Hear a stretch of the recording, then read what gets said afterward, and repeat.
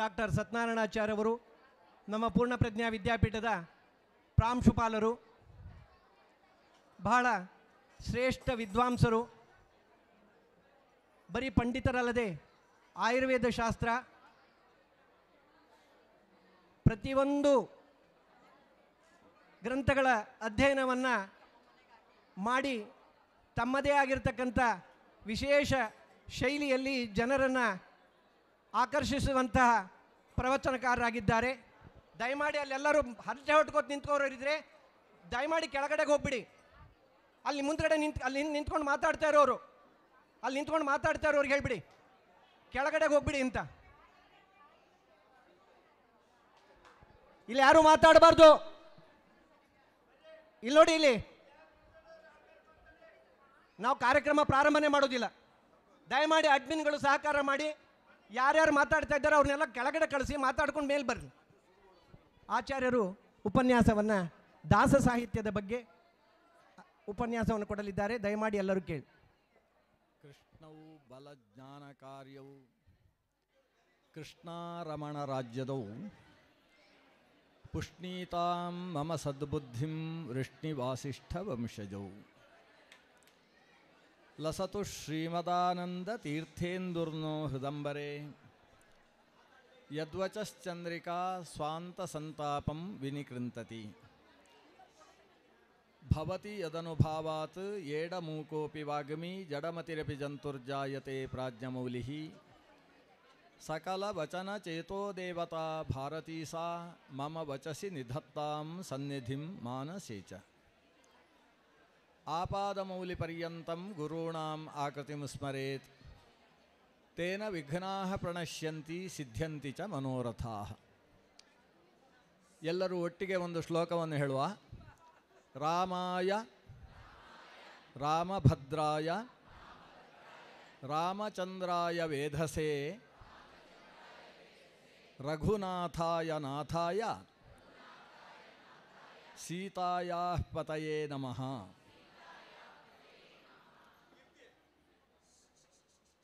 ನೀವು ಹೆಚ್ಚು ಗಲಾಟೆ ಮಾಡದೆ ಹೋದರೆ ಸ್ವಲ್ಪ ಮಾತಾಡಬೇಕು ಅಂತ ನಾನು ಆಲೋಚನೆ ಮಾಡಿದ್ದೇನೆ. ಬಹುಶಃ ಮಾತೆಯರು ಅಂತ ಯಾಕೆ ಕರೆಯುವುದು ಅಂತ ಒಂದು ಪ್ರಶ್ನೆ ಕೇಳಿದರು ನಮ್ಮ ಪ್ರಾಣೇಶ್ ಅವರು. ಇವರನ್ನು ಯಾಕೆ ಮಾತೆಯರು ಅಂತ ಕರೆಯುವುದು ಅಂತ ಒಂದು ಪ್ರಶ್ನೆ. ಸಿಕ್ಕಾಬಟ್ಟೆ ಮಾತೆ, ಅದಕ್ಕೆ ಮಾತೆಯರು ಅಂತ ಹೆಸರು ಅಂತ ಹೇಳಿದರು. ಆದರೆ ವಸ್ತುತಃ ಮಾತೆಯರು ಮಾತನಾಡದೇ ಹೋದ ಪಕ್ಷದಲ್ಲಿ ಈ ದೇಶ ಸುಸಂಸ್ಕೃತವಾಗುವುದಕ್ಕೆ ಸಾಧ್ಯ ಇಲ್ಲ. ತಾಯಿಯೇ ಮೊದಲ ಗುರು ಅಂತ ಕರೆಯೋದು. ಗುರುತ್ವ ಅನ್ನೋದು ಮಾತಿನಿಂದ ಕೂಡಿದ್ದು.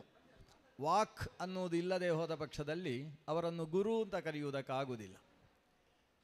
ನಿಜವಾದ ಗುರು ವಾಯುದೇವರು. ಯಾಕಂದರೆ ವಾಯು ಇಲ್ಲದೆ ಹೋದರೆ ಗುರು ಶಿಷ್ಯ ಸಂಬಂಧಕ್ಕೆ ಅರ್ಥ ಇಲ್ಲ. ಈಗ ನಾನಿಲ್ಲಿ ಮಾತಾಡ್ತೇನೆ, ಒಂದು ದೊಡ್ಡ ಪ್ರಶ್ನೆ ಇದೆ. ಏನಂದರೆ, ಮನುಷ್ಯನಿಗೆ ಗಾಳಿ ಬೇಕೋ ಬೇಡೋ ಅಂತ ಒಂದು ಪ್ರಶ್ನೆ. ಗಾಳಿ ಅಂದರೆ ವಾಯುದೇವರು. ವಾಯು ಬೇಕೋ ಬೇಡೋ ಅಂತ ಪ್ರಶ್ನೆ. ಬೇಕು. ಯಾಕೆಂದರೆ ಪ್ರಾಣಾಪಾನ ವ್ಯಾನೋದಾನ ಸಮಾನ ಅನ್ನುವ ಪಂಚಶಕ್ತಿಗಳು, ಪಂಚಪ್ರಾಣಗಳು ಅವನಲ್ಲಿ ಇಲ್ಲ ಅಂತಾದರೆ ತಿಂದದ್ದು ಅರಗುವುದಕ್ಕೆ ಸಾಧ್ಯ ಇಲ್ಲ. ಉಸಿರು ಅನ್ನುವ ಪ್ರಾಣಶಕ್ತಿ ಇಲ್ಲ ಅಂತೇಳಿದರೆ ಅವ ಪ್ರಾಣಿ ಅಂತ ಅನಿಸುವುದಕ್ಕೆ ಸಾಧ್ಯ ಇಲ್ಲ. ಹಸು ಇಲ್ಲದೆ ಆತ ಹಸುನೀಗದೆ ಹೇಗೆ ಬದುಕುವುದು? ಅಂದ ಹಸು ಅನ್ನುವುದು ಅವನಲ್ಲಿ ನಿರಂತರ ಒಳಗಿನ ಶಕ್ತಿಗೆ ಪ್ರೇರಕವಾದದ್ದು. ಅದರಿಂದ ವಾಯು ಬೇಕು ಅಂತ. ಆವಾಗ ಮತ್ತೊಂದು ಪ್ರಶ್ನೆ ಬರ್ತದೆ. ಶರೀರದಲ್ಲಿ ಗಾಳಿ ಇದ್ದರೆ ಸಾಕು, ಶರೀರದ ಹೊರಗೆ ಗಾಳಿ ಹಾಕಿರಬೇಕು. ಅದಕ್ಕೆ ನಮಗೆ ಈಗ ಸೆಕೆ ಆಗೋದ್ರಿಂದ ಗಾಳಿ ಬೇಕು ಅಂತ ನಾವು ಹೇಳ್ತೇವೆ. ಬೀಸಣಿಗೆಯಲ್ಲಿ ಬೀಸಿಕೊಳ್ಳುವುದಕ್ಕೋಸ್ಕರ ಹೊರಗಿನ ಗಾಳಿ ಬೇಕು. ಆದರೆ ನಿಜವಾಗಿ ಅಷ್ಟಕ್ಕಲ್ಲ. ಗಾಳಿ ಹೊರಗಿದ್ದು ಯಾಕೆ ಬೇಕು? ಬೆಲೂನು ತುಂಬಿಸುವುದಕ್ಕೂ ಅಲ್ಲ, ಅಥವಾ ವಾಹನದ ಟಯರ್ ಒಳಗೆ ತುಂಬಿಸುವುದಕ್ಕೂ ಗಾಳಿ ಅಲ್ಲ. ಹೊರಗಿನ ಗಾಳಿಯ ಪ್ರಯೋಜನ ಏನು ಅಂದರೆ ಗುರು ಶಿಷ್ಯ ಸಂಬಂಧ ಅನ್ನುವುದೇ ಮೂಲಭೂತವಾದ ಪ್ರಯೋಜನ. ಗುರುಗಳು ಹೇಳಿದ ಮಾತು ಶಿಷ್ಯನ ಕಿವಿಗೆ ತಾಗಬೇಕು ಅಂತಾದರೆ ಮಧ್ಯದಲ್ಲಿ ವಾಯು ಸಂಚಾರ ಬೇಕು. ವಾಯು ಮಾಧ್ಯಮ ಇಲ್ಲ ಅಂತಾದರೆ ಹೇಳಿದ ಶಬ್ದ ಮತ್ತೊಬ್ಬನ ಕಿವಿಯಲ್ಲಿ ತೂರುವುದಕ್ಕೆ ಸಾಧ್ಯ ಇಲ್ಲ. ಯಾಕಂದರೆ ಶಬ್ದ ಅನ್ನುವುದು ಒಂದು ಆಕಾಶದ ಗುಣ ಅಂತ ಭಾವಿಸಿಕೊಳ್ಳಿ. ಆಕಾಶಕ್ಕೆ ಸಂಬಂಧಪಟ್ಟ ಗುಣ. ಶಬ್ದ ಚಲಿಸುವುದಿಲ್ಲ. ಚಲಿಸುವುದು ಯಾವುದು? ಗಾಳಿ ಚಲಿಸ್ತದೆ. ಚಲಿಸುವ ಗಾಳಿ ಶಬ್ದವನ್ನು ಇಲ್ಲಿಂದ ಅಲ್ಲಿಗೆ ಹೊತ್ತುಕೊಂಡು ಹೋಗಬೇಕು.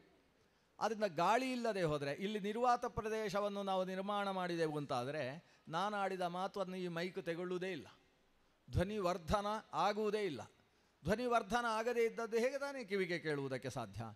ಆದ್ದರಿಂದ ಗುರು ಶಿಷ್ಯ ಅಂದರೆ ತಾನು ನಿರಂತರವಾಗಿ ಅಭ್ಯಾಸ ಮಾಡಿದ ವಿಷಯಗಳನ್ನೆಲ್ಲ ತಲೆಯಲ್ಲಿ ಇಟ್ಟುಕೊಂಡು ಅದಕ್ಕೆ ಮಾತಿನ ಸ್ವರೂಪವನ್ನು ಕೊಟ್ಟು ಶಿಷ್ಯನ ಮನಸ್ಸಿಗೆ ತಟ್ಟುವ ಹಾಗೆ ಮಾತಿನ ಮೂಲಕ ವಿದ್ಯೆಯನ್ನು ತಲುಪಿಸುವವನಿಗೆ ಗುರು ಅಂತ ಹೆಸರು.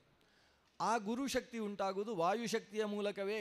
ಆದ್ದರಿಂದ ವಾಯುದೇವರ ಗುರುತ್ವ ಇಲ್ಲದೆ ಹೋದರೆ ನಮ್ಮಲ್ಲಿ ಗುರುತ್ವ ಬರುವುದಕ್ಕೆ ಸಾಧ್ಯ ಇಲ್ಲ. ಆದ್ದರಿಂದ ಅವರನ್ನು ಗುರುಶ್ರೇಷ್ಠರು, ಜೀವೋತ್ತಮರು ಅಂತ ನಾವು ಕರೆಯುವುದು.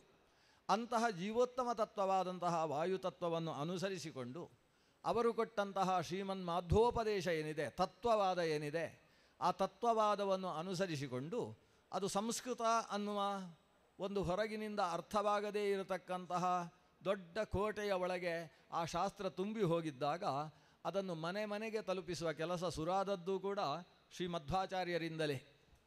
ಅವರು ತುಳುವಿನಲ್ಲಿ ಆ ಕಾಲದಲ್ಲಿ ಪದ್ಯ ರಚಿಸಿದ್ರಂತೆ ಮಧ್ವಾಚಾರ್ಯರು. ಯಾರಿಗೂ ಗೊತ್ತಿಲ್ಲಲ್ಲ ನಿಮಗೆ ಮಧ್ವಾಚಾರ್ಯರು ರಚಿಸಿದ ತುಳುವಿನ ಪದ್ಯ? ತುಳುವೇ ಗೊತ್ತಿಲ್ಲ ನಮಗೆ ತುಳುವಿನ ಪದ್ಯ ಹೇಗೆ ಅಂತ ನೀವು ಕೇಳ್ತೀರಿ. ಪಾಜಕ ಕ್ಷೇತ್ರದಿಂದ ಪ್ರಾರಂಭಿಸಿ ಹೇಗೆ ದ್ವಾದಶ ಸ್ತೋತ್ರದಂತಹ ಸಂಸ್ಕೃತದ ಪದ್ಯಗಳನ್ನು ಪ್ರೀಣಯಾಮೋ ವಾಸುದೇವಂ ಅಂತ ಹೇಳಿ ತಾಳ ತಟ್ಟಿಕೊಂಡು ಹೇಳುವ ಪದ್ಯವನ್ನು ಆಚಾರ್ಯರು ರಚಿಸಿದರೋ ಹಾಗೆ ತುಳುವಿನಲ್ಲೂ ಪದ್ಯವನ್ನು ರಚಿಸಿದರು. ತುಳು ಪದ್ಯಗಳಿಂದ ಆ ಕಾಲದಲ್ಲಿ ಯಕ್ಷಗಾನ ಅನ್ನುವ ಒಂದು ಕಲೆ ಪ್ರಾರಂಭ ಆಯಿತು. ಇವತ್ತು ಯಕ್ಷಗಾನ ಎಲ್ಲಿಂದ ಸುರಾಯಿತು ಅನ್ನುವುದರ ಬಗ್ಗೆ, ಯಕ್ಷಗಾನದ ಬಗ್ಗೆ PhD ಪ್ರಬಂಧಗಳು ಉಡುಪಿಯಲ್ಲಿ ವಿವೇಕ ರೈ ಅನ್ನುವರು ನಡೆಸಿದರು. ದೊಡ್ಡ ಬಹಳ ಸಂಶೋಧನೆಯನ್ನು ನಡೆಸಿದರು. ಅವರಿಗೆ ಮಧ್ವಾಚಾರ್ಯರ ಪರಿಚಯ ಇರಲಿಲ್ಲ. ಆದರೆ ಇತಿಹಾಸವನ್ನು ಕೆದಕುತ್ತಾ ಹೋದಾಗ ಯಕ್ಷಗಾನದಲ್ಲಿ ಒಂದು ಭಾಗವತ ಅಂತ ಇರ್ತಾರೆ. ಬಹುಶಃ ಯಕ್ಷಗಾನ ಗೊತ್ತಿದ್ದವರು ಕೈ ಎತ್ತಿ ಅಂತ ಹೇಳಿದರೆ ಒಬ್ಬರೇ 2 ಕೈ ಎತ್ತುವ ಸಾಧ್ಯತೆ ಇದೆ. ಯಕ್ಷಗಾನದಲ್ಲಿ ಹಿಂದಕ್ಕೆ ಒಬ್ಬರು ಭಾಗವತರು ಅಂತ ಇರ್ತಾರೆ. ನಮ್ಮಲ್ಲಿ ಪರಮ ಭಾಗವತರು ಆ ಶ್ರೀಕೃಷ್ಣನನ್ನು ದಾಸರು ಹಾಡಬೇಕಾದ್ರೆ ಮನೆ ಹೊರಗೆ ಹೋಗಬೇಡಪ್ಪ, ಭಾಗವತರು ಎತ್ತಿಕೊಂಡು ಹೋದಾರು ಅಂತ ಹೇಳ್ತಾರೆ. ಭಾಗವತರು ಅಂದರೆ ಭಗವಂತನ ಭಕ್ತರು ಅಂತ ಆ ಶಬ್ದದ ಅರ್ಥ. ಯಕ್ಷಗಾನದ ಭಾಗವತರ ಕೆಲಸ ಏನು ಅಂತೇಳಿದರೆ ಅವರು ಒಂದು ತಾಳ ಹಿಡ್ಕೊಂಡು ಅಥವಾ ಗಂಟೆ ಹಿಡ್ಕೊಂಡು ತಾಳ ಹಾಕಿ ಅವರು ಪದ್ಯವನ್ನು ಹಾಡುವುದು. ಹಾಡಿದ ಪದ್ಯಕ್ಕೆ ಏನು ಅರ್ಥ ಇದೆ ಅದನ್ನು ಪೌರಾಣಿಕ ವಿಧಾನದ ಪ್ರಕಾರ ಅರ್ಥವನ್ನು ಹೇಳಿದರೆ ಅದಕ್ಕೆ ಯಕ್ಷಗಾನ ಅಂತ ಹೆಸರು. ಯಕ್ಷಗಾನ ಅರ್ಥಧಾರಿಕೆ. ಇಲ್ಲ ವೇಷ ಹಾಕಿಕೊಂಡು, ಅದು ಕೂಡ ವೇಷ ಹೇಗೆ? ಅಲ್ಲಿ ಅಂಗಾರಾಕ್ಷತೆ ಇಲ್ಲದೆ ಹೋದರೆ ಯಕ್ಷಗಾನದ ವೇಷವೇ ಅಲ್ಲ. ಯಕ್ಷಗಾನದಲ್ಲಿ ಅದು ಕೃಷ್ಣನ ವೇಷ ಇರಲಿ, ರಾಜವೇಷ ಇರಲಿ, ಪುಂಡು ವೇಷ ಇರಲಿ ಅಥವಾ ಬಣ್ಣದ ವೇಷವೇ ಇರಲಿ, ಅದರಲ್ಲಿ ಒಂದು ಅಕ್ಷತೆ ಅಂಗಾರಕ ಬೇಕು. ಅದು ಕೂಡ ಸತ್ಯಾತ್ಮತೀರ್ಥ ಶ್ರೀಪಾದರು ಹಾಕುವ ಹಾಗೆ ಅಕ್ಷತೆ ಅಂಗಾರಕ ಇರಬೇಕು. ಒಂದು ಉದ್ದಕ್ಕೆ ಕೋಲು ಹಾಕಿ ಮಧ್ಯದಲ್ಲಿ ಅಕ್ಷತೆ ಇರಬೇಕು. ಹಾಗೆ ಅದು ಯಕ್ಷಗಾನದ ಕ್ರಮವೇ ಆಗಿರೋದು. ಹೀಗೆ ಅಕ್ಷತೆ ಅಂಗಾರಕ ಇಲ್ಲದೆ ಹೋದರೆ ಅದು ಯಕ್ಷಗಾನದ ವೇಷವೇ ಅಲ್ಲ. ಯಕ್ಷಗಾನದಲ್ಲಿ ಅಕ್ಷತೆ ಅಂಗಾರಕ ಎಲ್ಲಿ ಇಲ್ಲ ಅಂದರೆ ದೈತ್ಯರು ರಾಕ್ಷಸರ ವೇಷದಲ್ಲಿ ಅಕ್ಷತೆ ಅಂಗಾರಕ ಹಾಕಬಾರ್ದು. ಅವರಿಗೆ ಯಾವತ್ತೂ ಅಡ್ಡ ಬೂದಿಯನ್ನೇ ಹಚ್ಚಬೇಕು. ಹೀಗಿದ್ರೆ ಅದು ರಾಕ್ಷಸ ವೇಷ ಅಂತಲೇ ಅರ್ಥ. ಅದು ಯಕ್ಷಗಾನದ ನಿಯಮಾವಳಿಯೇ. ಹಾಗಾದರೆ ಇದು ಎಲ್ಲಿಂದ ಸುರಾಗಿರಬಹುದು ಅಂತ ಆಲೋಚನೆ ಮಾಡಿ. ಈ ಯಕ್ಷಗಾನದ ಈ ಪದ್ಧತಿ ಸುರಾದದ್ದೇ ಶ್ರೀಮನ್ ಮಧ್ವಾಚಾರ್ಯರಿಂದ. ಮಧ್ವಾಚಾರ್ಯರ ಶಿಷ್ಯರಾದ ಋಷಿಕೇಶ ತೀರ್ಥರು ಅದನ್ನು ಹೆಚ್ಚು ಹೆಚ್ಚು ಲೋಕಕ್ಕೆ ಚಾಲ್ತಿಗೆ ತಂದರು. ಹೀಗೆ ಋಷಿಕೇಶ ತೀರ್ಥ ಪ್ರವರ್ತಿತೆ ಯಕ್ಷಗಾನೇ ಅಂತ ಇವತ್ತು ಸಿಗ್ತದೆ. ಸಂಸ್ಕೃತ ಯಕ್ಷಗಾನದ ಪದ್ಯಗಳಿದ್ದಾವೆ, ತುಳು ಯಕ್ಷಗಾನದ ಪದ್ಯಗಳಿದ್ದಾವೆ. ವಾದಿರಾಜರು ನಂತರದಲ್ಲಿ ನಡೆಸಿದ ತುಳು ಪದ್ಯಗಳನ್ನು ಯಕ್ಷಗಾನದಲ್ಲಿ ಇವತ್ತು ತುಳು ಯಕ್ಷಗಾನಗಳಲ್ಲಿ ಹಾಡ್ತಾರೆ. ಮದಿಮೆ ಒಂಜಿ ದ್ರುಪದರಾಜ ಮಂದಿರೊಂಟು ಬೂಂದಿಲಾಡು ಚಿರೋಟಿಪೋಣಿ ರಾಶಿ ರಾಶಿ ಅಂತ ನಮ್ಮ ಪದ್ಮನಾಭ ವರಕೇಡಿ ಅವರು ಹೇಳಿದ ಹಾಗೆ ನನಗೆ ಪದ್ಯ ಹೇಳಲಿಕ್ಕೆ ಬರುವುದಿಲ್ಲ. ಆದರೆ ಆ ರೀತಿಯ ಪದ್ಯಗಳು ಇವತ್ತು ದಾಸ ಸಾಹಿತ್ಯದ ಹಯವದನಾಂಕಿತವಾದ ಪದ್ಯಗಳಲ್ಲಿ ತುಳು ಪದ್ಯಗಳು ಕೂಡ ಸೇರಿಕೊಂಡಿದ್ದಾವೆ. ಹಾಗಾದರೆ ದಾಸ ಸಾಹಿತ್ಯ ಅನ್ನುವ ಪ್ರಕ್ರಿಯೆ ಸುರಾದದ್ದು ಮೂಲತಃ ಭಗವಂತನ ಪರಮದಾಸರಾದ ದಾಸೋಹಂ ಕೋಸಲೇಂದ್ರಸ್ಯ ಅಂತ ಆ ರಾವಣನ ಮುಂದೆ ತನ್ನ ಹೆಗ್ಗಳಿಕೆಯನ್ನು ಹೇಳಿಕೊಂಡಂತಹ ಹನುಮದವತಾರ ಸ್ವರೂಪರಾದ ಮಧ್ವಾಚಾರ್ಯರಿಂದ. ಆದ್ದರಿಂದ ನಾವು ಕೆಲವು ಸಲ ಮಧ್ವಾಚಾರ್ಯರೇನು ದಾಸ ಪರಂಪರೆಗೆ ಸೇರಿದವರಲ್ಲ ಅಂತ ಹೇಳುವುದುಂಟು. ನಾವೇನು ಮಧ್ವಾಚಾರ್ಯರು ದಾಸ ಪರಂಪರೆಗೆ ಸೇರಿದವರಲ್ಲ, ಇದರ ಅಭಿಪ್ರಾಯ ಏನು? ದಾಸ ಪರಂಪರೆಗೆ ಸೇರಿದವರಲ್ಲ ಅಂದ್ರೇನು? ದಾಸ ಪರಂಪರೆ ಶುರು ಮಾಡಿದವರಲ್ಲ ಅಂತ ಅರ್ಥವೋ ಅಥವಾ ದಾಸ ಪರಂಪರೆ ಶುರುವಾದ ಮೇಲೆ ಬಂದವರಲ್ಲ ಅಂತ ಅರ್ಥವೋ? ಅವರಿಂದಲೇ ದಾಸ ಪರಂಪರೆ ಪ್ರಾರಂಭವಾದದ್ದು ಮಧ್ವಗುರುಗಳಿಂದ. ಆವಾಗ ಹೆಚ್ಚು ಚಾಲ್ತಿಯಲ್ಲಿದ್ದಂತಹ ದಾಸಪಂಥ ಅಂದರೆ ಅದು ಸಂಸ್ಕೃತದ ಪದ್ಯವನ್ನು ಹಾಡಿಕೊಂಡು ಹೋಗುವುದು. ಕಾಲಿಗೆ ಗೆಜ್ಜೆ ಕಟ್ಟಿ ಸಂಸ್ಕೃತ ಪದ್ಯಗಳನ್ನು ಹೇಳಿಕೊಂಡು ಓಡಾಡುವಂಥದ್ದು. ಸಂಸ್ಕೃತ ಪದ್ಯವನ್ನು ಹೇಳುವಾಗ ಆ ಕಾಲದಲ್ಲಿ ಬಳಸ್ತಾ ಇದ್ದದ್ದು ಹೆಚ್ಚಾಗಿ ತಂಬೂರಿಯನ್ನು ಬಳಸ್ತಾ ಇದ್ದರು. ಆಮೇಲೆ ತಾಳಗಳು, ಅದು ಕೂಡ ಕಂಚಿನ ತಾಳಗಳನ್ನು ಬಳಸ್ತಾ ಇದ್ದರು. ಆದರೆ ಈ ಚರ್ಮದ ತಾಳಗಳನ್ನು ಬಳಸ್ತಾ ಇರಲಿಲ್ಲ. ಈಗ ಎಲ್ಲ ಹೆಚ್ಚು ಚರ್ಮವಾದ್ಯಗಳು ಜಾಸ್ತಿ ಈಗ ಬಳಕೆಯಲ್ಲಿ ಬರ್ತಾ ಇದ್ದಾವೆ. ಹೀಗೆ ತಟ ಏನು ಹೆಸರು ಅದಕ್ಕೆ? ಜಿಂಜಿರು. ಅಂತಹದ್ದೆಲ್ಲ ಚರ್ಮ ತಾಳಗಳು ಆ ಕಾಲದಲ್ಲಿ ಬಳಕೆಯಲ್ಲಿ ಇರಲಿಲ್ಲ. ಎಲ್ಲಿಯ ತನಕ ಇತ್ತು ಅಂತೇಳಿದರೆ, ಚರ್ಮ ತಾಳವನ್ನು ಒಬ್ಬ ಮುಟ್ಟಿದ ಅಂತಾದರೆ ಅವನನ್ನು ಮುಟ್ಟಿದವ ಸ್ನಾನ ಮಾಡಬೇಕು ಅಂತಿತ್ತು. ಹಾಗಾದರೆ ಮುಟ್ಟಿದವ ಇನ್ನೇನು ಅಂತ ಬೇರೆ ವಿಷಯ. ಚರ್ಮತಾಳವನ್ನು ಮುಟ್ಟಿದವ ಸ್ನಾನ ಮಾಡಬೇಕು. ಚರ್ಮತಾಳವನ್ನು ಮುಟ್ಟಿದವನನ್ನು ಮುಟ್ಟಿದರೆ ಅವನು ಕೈಕಾಲು ಮುಖ ತೊಳಿಬೇಕು. ಪಂಚಾರ್ದ್ರೀಕೃತ ಶುದ್ಧತಿ ಅಂದರೆ 5 ಕಡೆ ಒದ್ದೆ ಮಾಡಿಕೊಳ್ಬೇಕಂತೆ.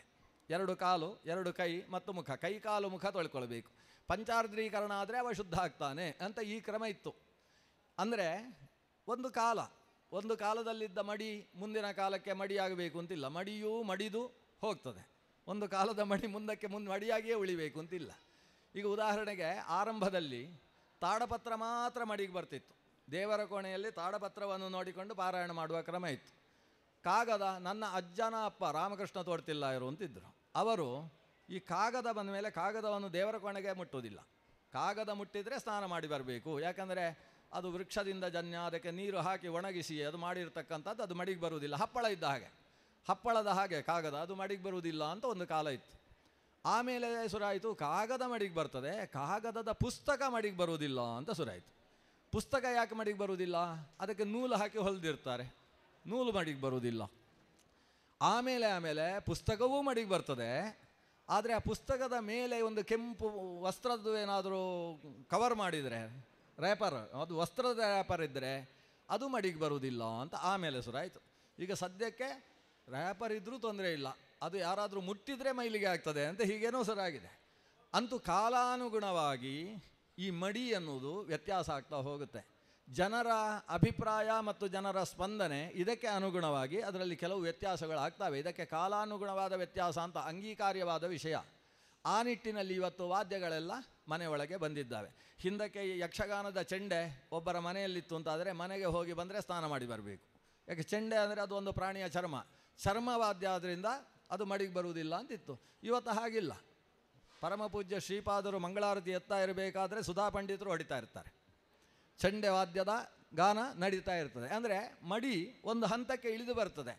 ದಾಸ ಸಾಹಿತ್ಯದ ದೊಡ್ಡ ವಿಷಯ ಏನು ಅಂತೇಳಿದರೆ, ಮಡಿಯನ್ನು ಕಡಿಮೆ ಮಾಡಿಕೊಂಡದ್ದು ಅನ್ನೋದು ದಾಸ ಸಾಹಿತ್ಯ ಎಲ್ರಿಗೂ ಹತ್ತಿರ ಆಗುವುದಕ್ಕೆ ಕಾರಣವಾದದ್ದು. ಯಾವಾಗ ಶಾಸ್ತ್ರ ಪೂರ್ತಿ ಮಡಿ ಚೌಕಟ್ಟಿನ ಒಳಗಿತ್ತು, ಆವಾಗ ಸಾಮಾನ್ಯ ಕೆಲಸ ಮಾಡ್ತಕ್ಕಂಥ ವ್ಯಕ್ತಿಗಳಿಗೆ ಇದರ ಹತ್ತಿರ ಬರುವುದಕ್ಕೆ ಸಾಧ್ಯವಾಗ್ತಾ ಇರಲಿಲ್ಲ. ಶ್ರೀಮನ್ ಮಧ್ವಾಚಾರ್ಯರು, ವಾದಿರಾಜ ತೀರ್ಥರು, ವ್ಯಾಸತೀರ್ಥರು, ಶ್ರೀಪಾದರಾಜರಂತಹ ಮಹಾಮಹನೀಯರು, ರಾಘವೇಂದ್ರ ಸ್ವಾಮಿಗಳನ್ನು ಸೇರಿಸಿಕೊಂಡು ಅವರೆಲ್ಲ ಆಲೋಚನೆ ಮಾಡಿದರು. ತತ್ವವಾದ ಅದು ಎಲ್ಲರ ಕಿವಿಗೂ ಮುಟ್ಟಬೇಕು. ತತ್ವ ಸಿದ್ಧಾಂತವನ್ನು ಎಲ್ಲರೂ ಅನುಸರಿಸಿ ತಮ್ಮ ತಮ್ಮ ಸ್ಥಾನಮಾನದ ಮೂಲಕವಾಗಿ ಏನನ್ನು ಪಡಿಬೇಕೋ ಶ್ರೇಯಸ್ಸನ್ನು, ಅಂತಹ ಶ್ರೇಯಸ್ಸನ್ನು, ಪುರುಷಾರ್ಥವನ್ನು ಸಾಧನೆ ಮಾಡಿಕೊಳ್ಳಬೇಕು. ಅವರು ಪುರುಷಾರ್ಥ ಸಾಧನೆ ಮಾಡಬೇಕು ಅಂತಾದರೆ ಈ ಮಡಿವಂತಿಕೆಯ ಒಳಗೆ ಬಂದು ಅವರಿಂದ ಸಾಧನೆ ಮಾಡುವುದಕ್ಕೆ ಸಾಧ್ಯ ಇಲ್ಲ. ಹಾಗಾದರೆ ಅವರಿಗೆ ಇದನ್ನು ಮುಟ್ಟಿಸಬೇಕು ಅಂತಾದರೆ ನಾವು ಸ್ವಲ್ಪ ಕೆಳಗಿಳಿಬೇಕು ಅಂತ, ಆ ರೀತಿ ಕೆಳಗಿಳಿದು ಬಂದು ಅದನ್ನು ಎಲ್ಲರಿಗೂ ಮುಟ್ಟಿಸುವ ಕೆಲಸವನ್ನು ಈ ಹರಿದಾಸರು ಮಾಡಿದರು.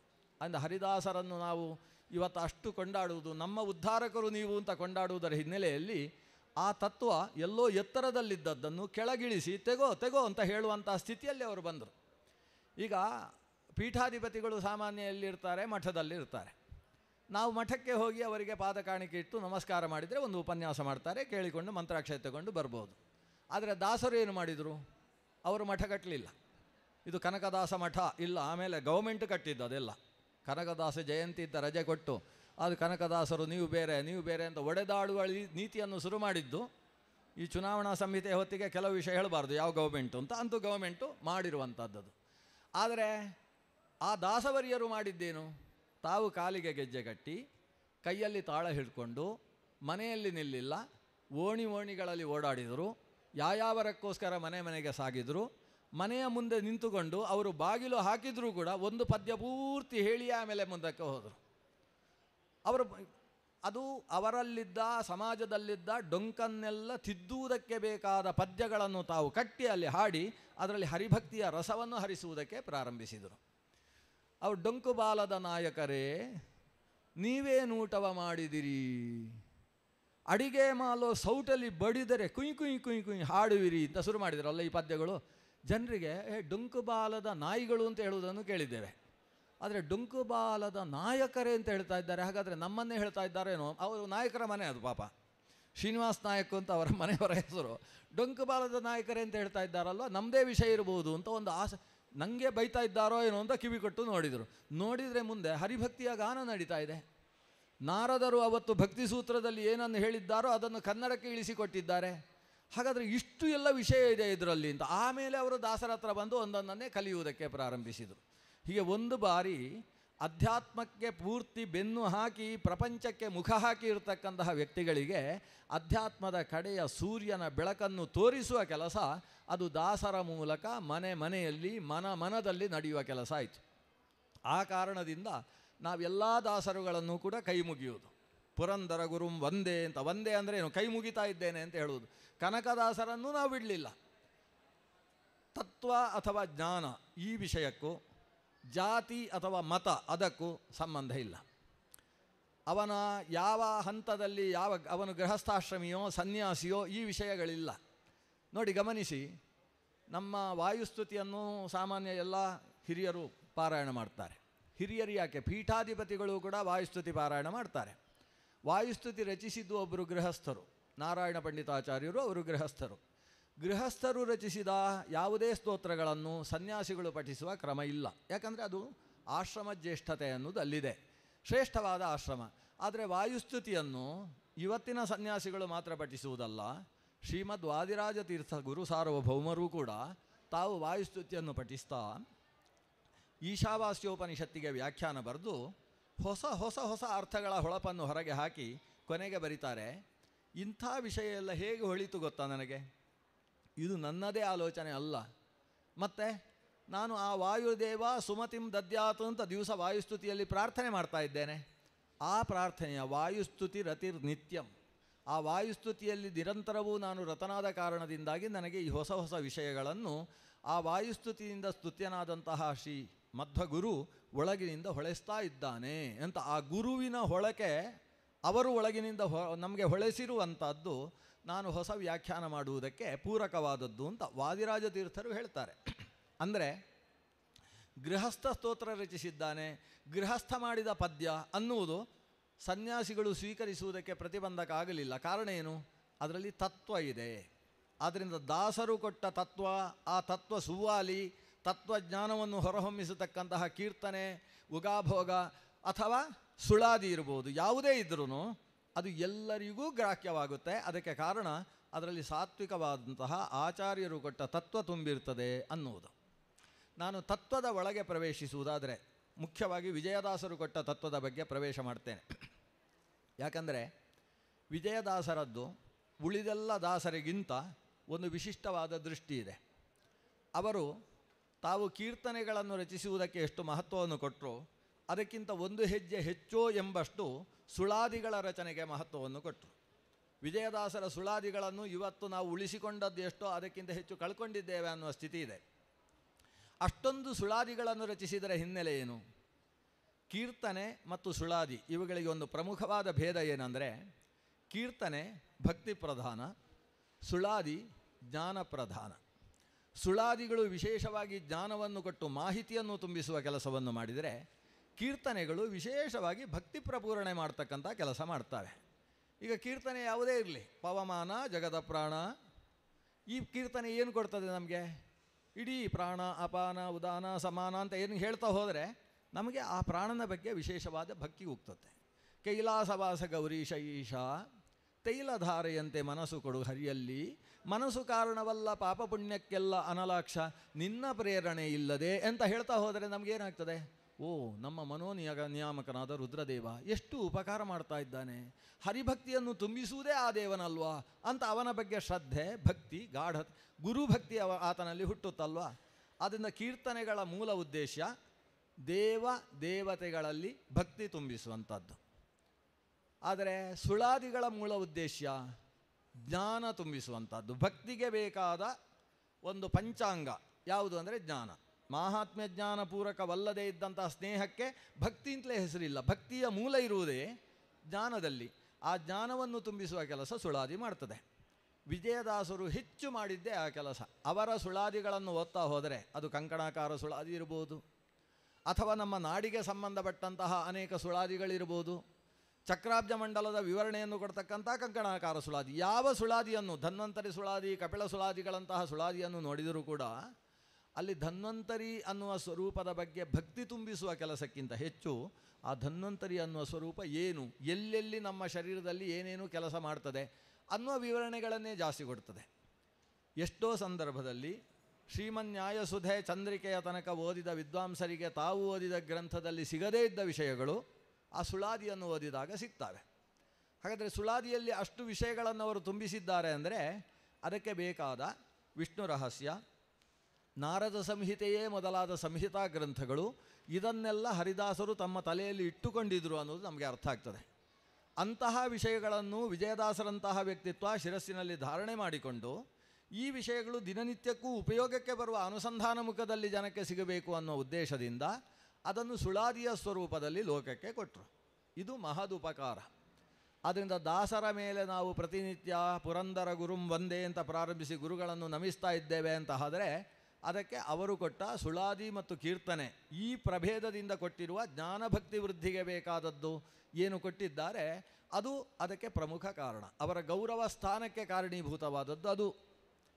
ಅವರು ಶುರು ಮಾಡುವುದು ಹೀಗೆ: ನೀವು ದೇವರನ್ನು ಕಾಣುವುದಕ್ಕೆ ಎಲ್ಲೆಲ್ಲೋ ಹೋಗಬೇಕಾಗಿಲ್ಲ. ನಮಗೆಲ್ಲ ಏನು ಯೋಚನೆ ಅಂದರೆ, ಆದಷ್ಟು ಬೇಗ ಒಂದು ಸಲ ಕೃಷ್ಣನ ದರ್ಶನ ಮಾಡಿದರೆ ಸಾಕು, ಇವರು ಉಪನ್ಯಾಸ ನಿಲ್ಲಿಸಿದರೆ ಸಾಕು ಅಂತ ಅನಿಸ್ತಾ ಇರ್ತದೆ. ಯಾಕಂದರೆ ಕೃಷ್ಣನ ದರ್ಶನ ಮಾಡಿದರೆ ಮೋಕ್ಷ ಪ್ರಾಪ್ತಿ ಇದೆ, ಈ ಉಪನ್ಯಾಸ ಸುಮ್ಮನೆ ಕೊರಿತಾ ಇದ್ದಾರೆ, ಒಂದು ಸಲ ನಿಲ್ಲಿಸಿದರೆ ಸಾಗುವುದಿಲ್ಲ, ಹೀಗೆ ಭಾವನೆ ನಮಗೆ ಬರ್ತದೆ. ಅಥವಾ ಇಲ್ಲಿ ಕೃಷ್ಣನನ್ನು ನೋಡುವುದಕ್ಕಿಂತ ನಾವು ಸೀದಾ ಹೋಗಿ ಅಲ್ಲಿ ಶ್ರೀನಿವಾಸನ ದರ್ಶನ ಮಾಡಿದರೆ ಅದೊಂದು ಅದ್ಭುತ ಸ್ವಯಂ ವ್ಯಕ್ತ ಕ್ಷೇತ್ರ ಅಂತ ಹೀಗೆಲ್ಲ ಭಾವನೆಗಳಿರ್ತವೆ. ಆದರೆ ದಾಸರೇನು ಹೇಳ್ತಾರೆ ಗೊತ್ತೋ, ನೀವು ವೈಕುಂಠಕ್ಕೆ ಹೋದರೂ ಕೂಡ ದೇವರು ಸಿಗೋಲ್ಲ ಅಂತ ಹೇಳ್ತಾರೆ. ದೇವರು ವೈಕುಂಠಕ್ಕೆ ಹೋದರೂ ದೇವರು ಸಿಗುವುದಿಲ್ಲ. ಕ್ಷೀರಸಾಗರಕ್ಕೆ ಹೋಗಿ ಮುಳುಗು ಹಾಕಿ ಎದ್ದು ಆ ಕಡೆ ದ್ವೀಪಕ್ಕೆ, ಶ್ವೇತದ್ವೀಪಕ್ಕೆ ಹೋದರೂ ನಿಮಗೆ ದೇವರು ಸಿಗುವುದಿಲ್ಲ. ಅನಂತಾಸನದಲ್ಲೇ ಹೋಗಿ ನೀವು ಹತ್ತಿದ್ರು, ಏಣಿ ಇಟ್ಟು ಹತ್ತಿದ್ರೂ ದೇವರು ಸಿಗುವುದಿಲ್ಲ. ಗೋಕುಲಕ್ಕೆ ಹೋದರೂ ಸಿಗುವುದಿಲ್ಲ. ಮತ್ತೆ ಎಲ್ಲಿ ಸಿಗ್ತಾನೆ? ಯಾರು ತಾಳ ಹಿಡ್ಕೊಂಡು ಭಕ್ತಿಯಿಂದ ಆ ದೇವರನ್ನು ಗಾನ ಮಾಡ್ತಾನೋ, ಹಾಡ್ತಾನೋ, ಕುಣಿತಾನೋ ಅಲ್ಲಿ ದೇವರು ಸಿಗ್ತಾನೆ.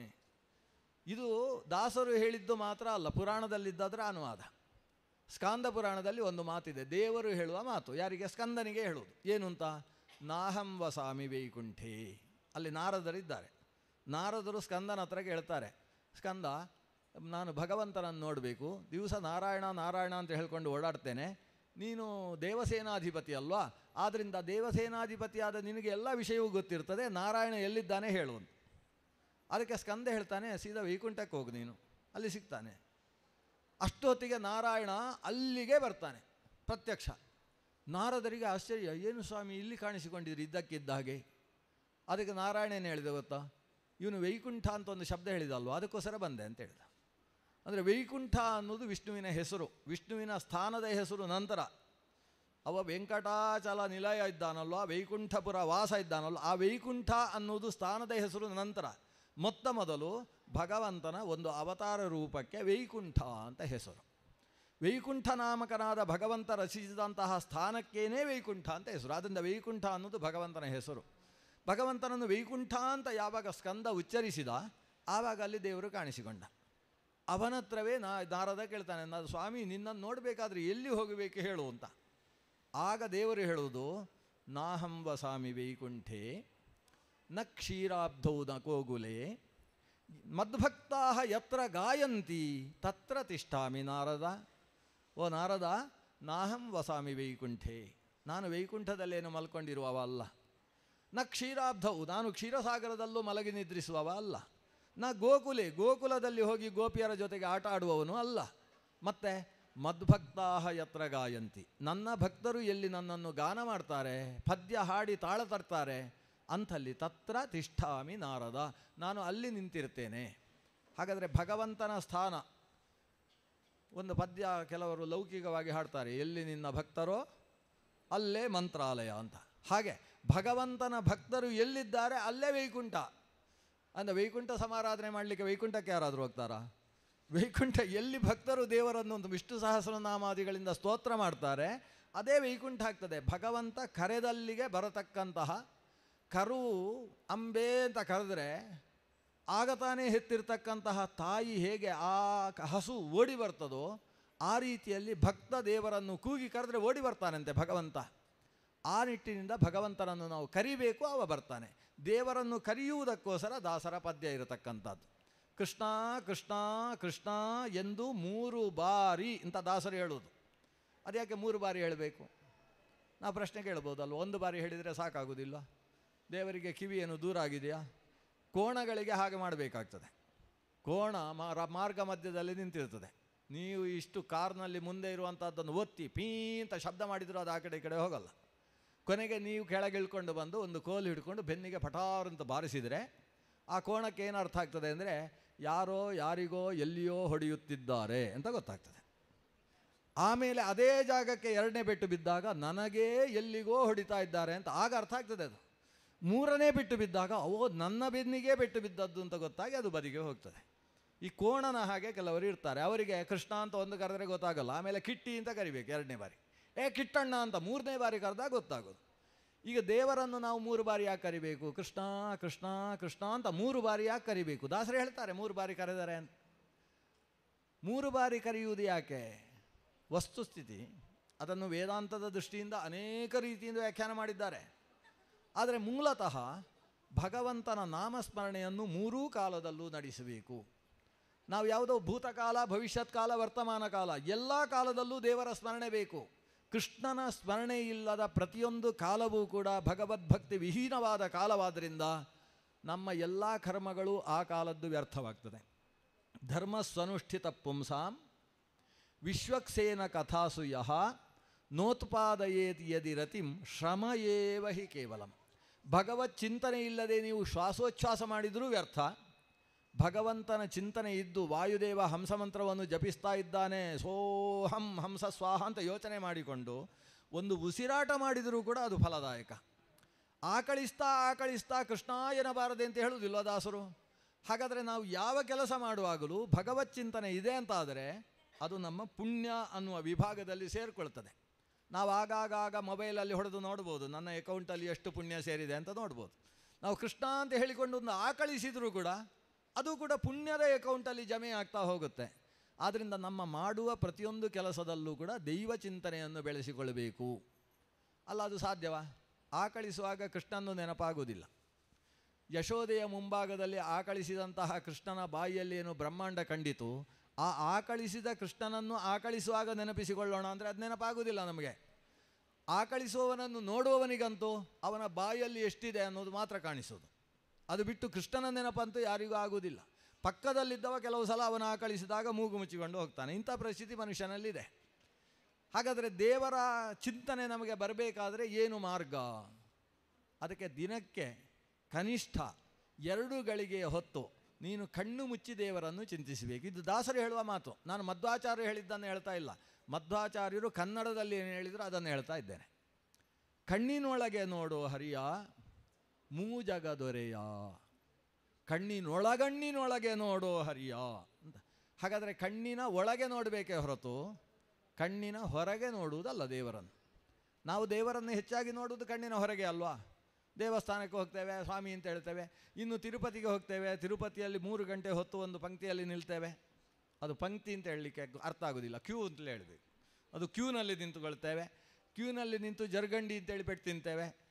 ಆಮೇಲೆ ನಮಗೆ ಕಾಣಿಸ್ತಾನೆ ಕಲ್ಯಾಣಾದ್ಭುತ ಗಾತ್ರನನ್ನು ನೋಡ್ತೇವೆ.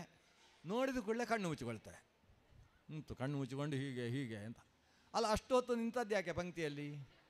ಆ ಶ್ರೀನಿವಾಸನನ್ನು ನೋಡಲಿಕ್ಕೆ. ಶ್ರೀನಿವಾಸನ ನೋಡುವಾಗ ಕಣ್ಣು ಮುಚ್ಚಿಕೊಳ್ಳೋದು, ಕಣ್ಣು ಮುಚ್ಚಿಕೊಂಡು ಕೆನ್ನೆ ತಟ್ಟಿಕೊಳ್ಳೋದು.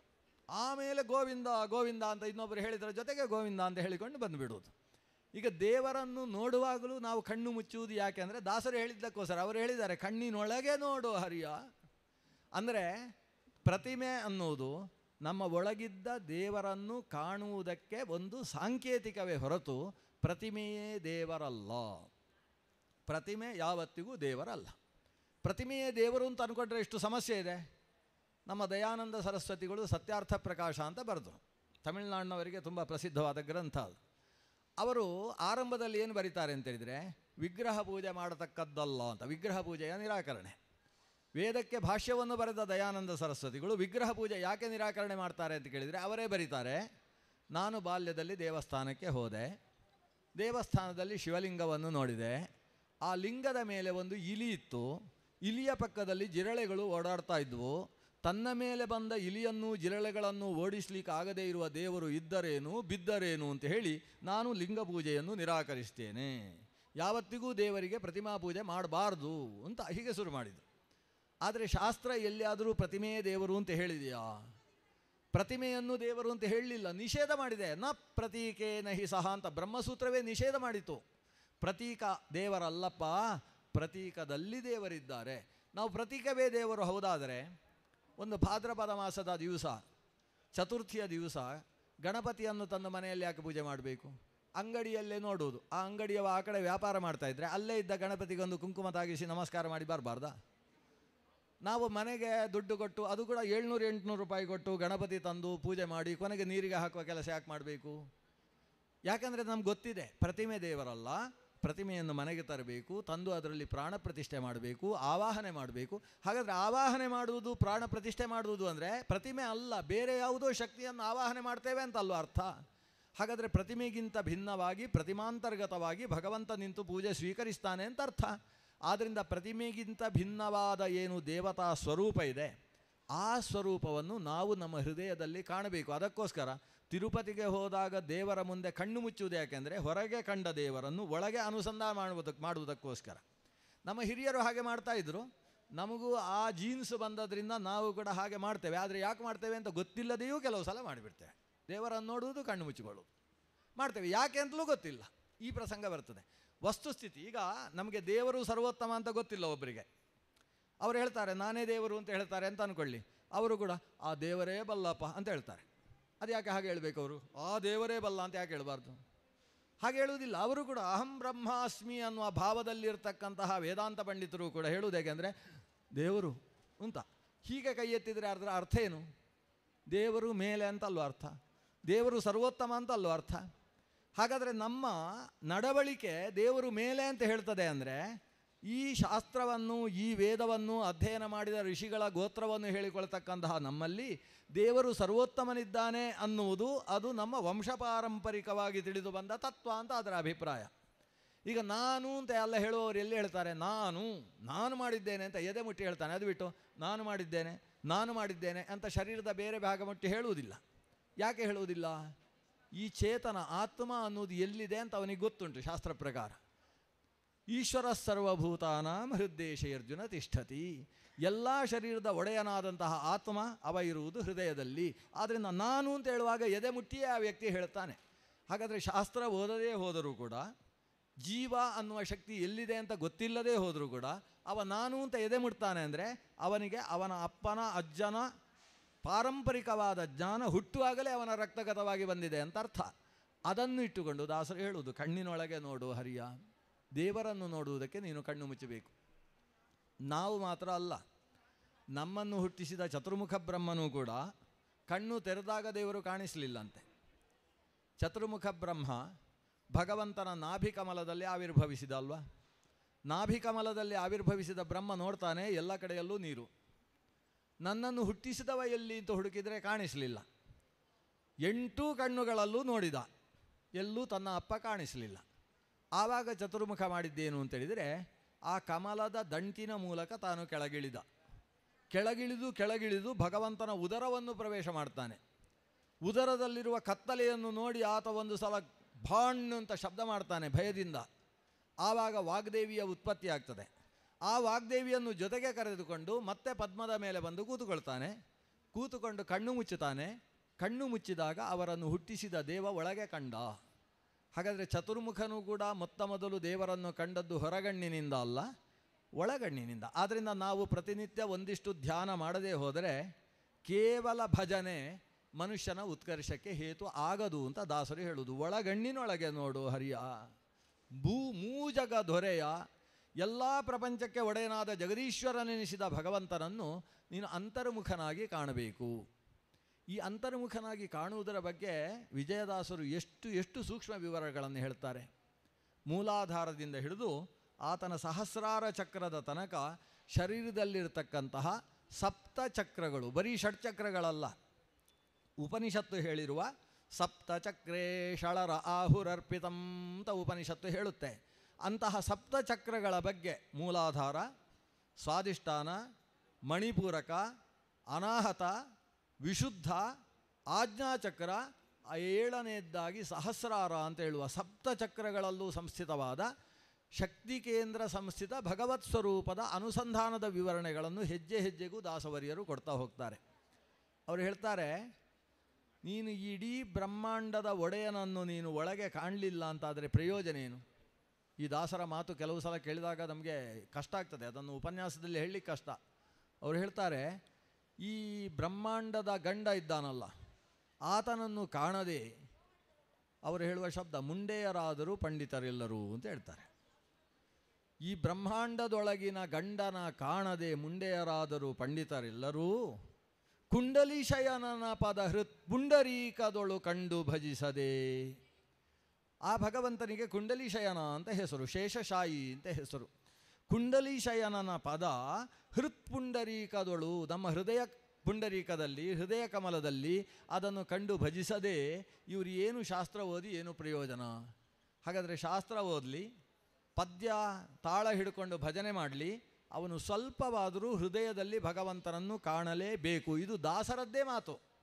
ನಾನು ಯಾಕೆ ಇದನ್ನು ಒತ್ತಿ ಹೇಳ್ತೇನೆ ಅಂದರೆ, ಕೆಲವೊಂದು ಸಲ ನಮ್ಮ ಭಾವನೆ ಇರ್ತದೆ, ನಾವು ತಾಳ ಹಿಡ್ಕೊಂಡು ಭಜನೆ ಮಾಡಿದರೆ ಎಲ್ಲ ಕಲಿಯುಗದಲ್ಲಿ ಸಂಕೀರ್ತನೆಗಿಂತ ದೊಡ್ಡ ಯಜ್ಞ ಯಾವುದಿದೆ?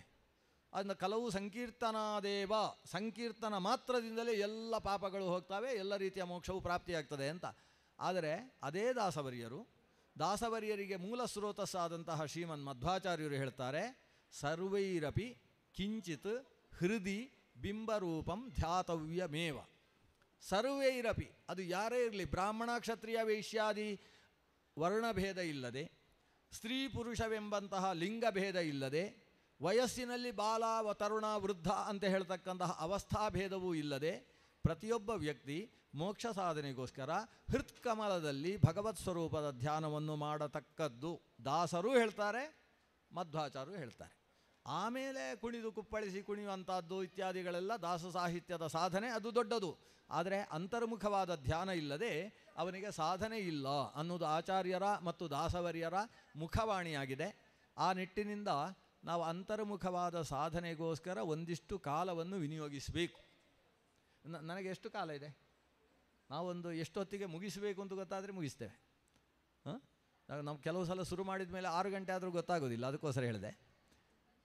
ಒಂದು ಅಂಶ ನಾನು ಇನ್ನೊಂದು 5 ನಿಮಿಷದೊಳಗೆ ಯಾರು ಹೇಳದೆ ಹೋದರೆ ಮುಗಿಸಿಬಿಡ್ತೇನೆ. ಮೂಲಭೂತವಾದ ವಿಷಯ ಇದು.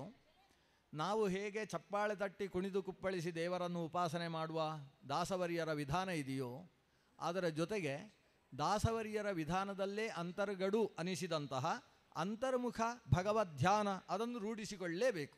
ಅದು ಗಾಯತ್ರಿ ಮಂತ್ರವನ್ನಿಟ್ಟುಕೊಂಡು ಭಗವದ್ಧ್ಯಾನವನ್ನು ಮಾಡಬಹುದು, ಅಥವಾ ನಾರಾಯಣ ಕೃಷ್ಣ ಗೋವಿಂದ ಅನ್ನುವ ನಾಮಗಳನ್ನಿಟ್ಟುಕೊಂಡು ಅಂತರ್ಮುಖ ಧ್ಯಾನವನ್ನು ಕೂಡ ಮಾಡ್ಬೋದು, ಅಥವಾ ಷಟ್ಚಕ್ರ ಚಿಂತನೆಯ ಮೂಲಕ ಮಾಡ್ಬೋದು.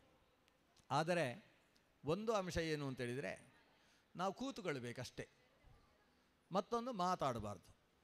ಧ್ಯಾನಕ್ಕೆ ಬೇಕಾದ 2 ಅಂಶ ಪ್ರಮುಖವಾದದ್ದೇನೆಂದರೆ, ಒಂದು ಕೂತುಕೊಳ್ಬೇಕು, ಎರಡನೇದ್ದು ಮಾತಾಡಬಾರ್ದು. ಒಬ್ಬರು ಉಪನ್ಯಾಸ ಮಾಡುವಾಗಲೂ ಕೂಡ ಮುಖ್ಯ ಬೇಕಾದ್ದೇನು ಅಂದರೆ, ಒಂದು ಕೂತುಕೊಳ್ಬೇಕು, ಎರಡನೇದು ಮಾತಾಡಬಾರ್ದು. ಎಲ್ಲ ಕಡೆಗೂ ಇರುವಂಥದ್ದು ಮೌನ ಅನ್ನೋದು ಎಲ್ಲ ಕಡೆಗೂ ಅಪೇಕ್ಷಿತವಾದದ್ದು. ಅದರಲ್ಲೂ ಧ್ಯಾನದಲ್ಲಿ ಬಹಳ ಮುಖ್ಯ. ಕೂಡದೇ ಇದ್ದವನಿಗೆ ಧ್ಯಾನ ಇಲ್ಲ. ಆಸೀನ ಸಂಭವಾತ್. ಕೂತುಕೊಳ್ಬೇಕು. ಕೂತುಕೊಳ್ಳುವುದು ಅಂದರೆ ಹೇಗೆ? ಕೆಲವರು ಕೊಕ್ಕರೆಗಳ ಹಾಗೆ ಕೂತುಕೊಳ್ತಾರೆ, ಕೆಲವರು ಕೋಳಿಗಳ ಹಾಗೆ ಕೂತುಕೊಳ್ತಾರೆ, ಕೆಲವರು ಕ್ರೌಂಚಾಸನ ಅಂತುಂಟು, ಕ್ರೌಂಚ ಪಕ್ಷಿಯ ಹಾಗೆ ಕೂತುಕೊಳ್ಳುವುದು, ಚಕ್ಕಳ ಮಕ್ಕಳ ಹಾಕಿ ಕೂತುಕೊಳ್ಳುವುದು, ಅದಕ್ಕೆ ಸ್ವಸ್ತಿಕಾಸನ ಅಂತ ಹೆಸರು. ಪಾದವನ್ನು ಎರಡನ್ನೂ ತೊಡೆಯ ಮೇಲೆ ತರುವುದು, ಅದಕ್ಕೆ ಪದ್ಮಾಸನ ಅಂತ ಹೆಸರು. ಒಂದು ಪಾದವನ್ನು ತೊಡೆಯ ಮೇಲೆ, ಒಂದು ಪಾದವನ್ನು ತೊಡೆಯ ಕೆಳಗೆ ತರುವುದು, ಇದಕ್ಕೆ ವೀರಾಸನ ಅಂತ ಹೆಸರು. ಇಲ್ಲ ಚಾಪೆಯಲ್ಲಿ ಹಾಕಿ ಬಿದ್ದುಕೊಳ್ಳುವುದು, ಇದಕ್ಕೆ ಶವಾಸನ ಅಂತ ಹೆಸರು. ಈಗ ಆಸನಗಳು ಸಾವಿರಾರು ಇದ್ದಾವಲ್ಲ, ಯಾವ ಆಸನದಲ್ಲಿ ಕೂತು ಮಾಡಬೇಕು? ದಾಸರು ಹೇಳುವಂಥದ್ದು 3 ಆಸನಗಳನ್ನು. ಯಾಕೆಂದರೆ ಮಧ್ವಾಚಾರ್ಯರು ಸ್ವಸ್ತಿಕಾದ್ಯಾನಿಚಾಸನಂ ಅಂತಾರೆ, 3 ಆಸನವನ್ನು ಹೇಳ್ತಾರೆ. ಅದೇ ಆಸನವನ್ನು ದಾಸರು, ವಿಜಯದಾಸರು ಸುಳಾದಿಯಲ್ಲಿ ಹೇಳ್ತಾರೆ. ಯಾವುದು?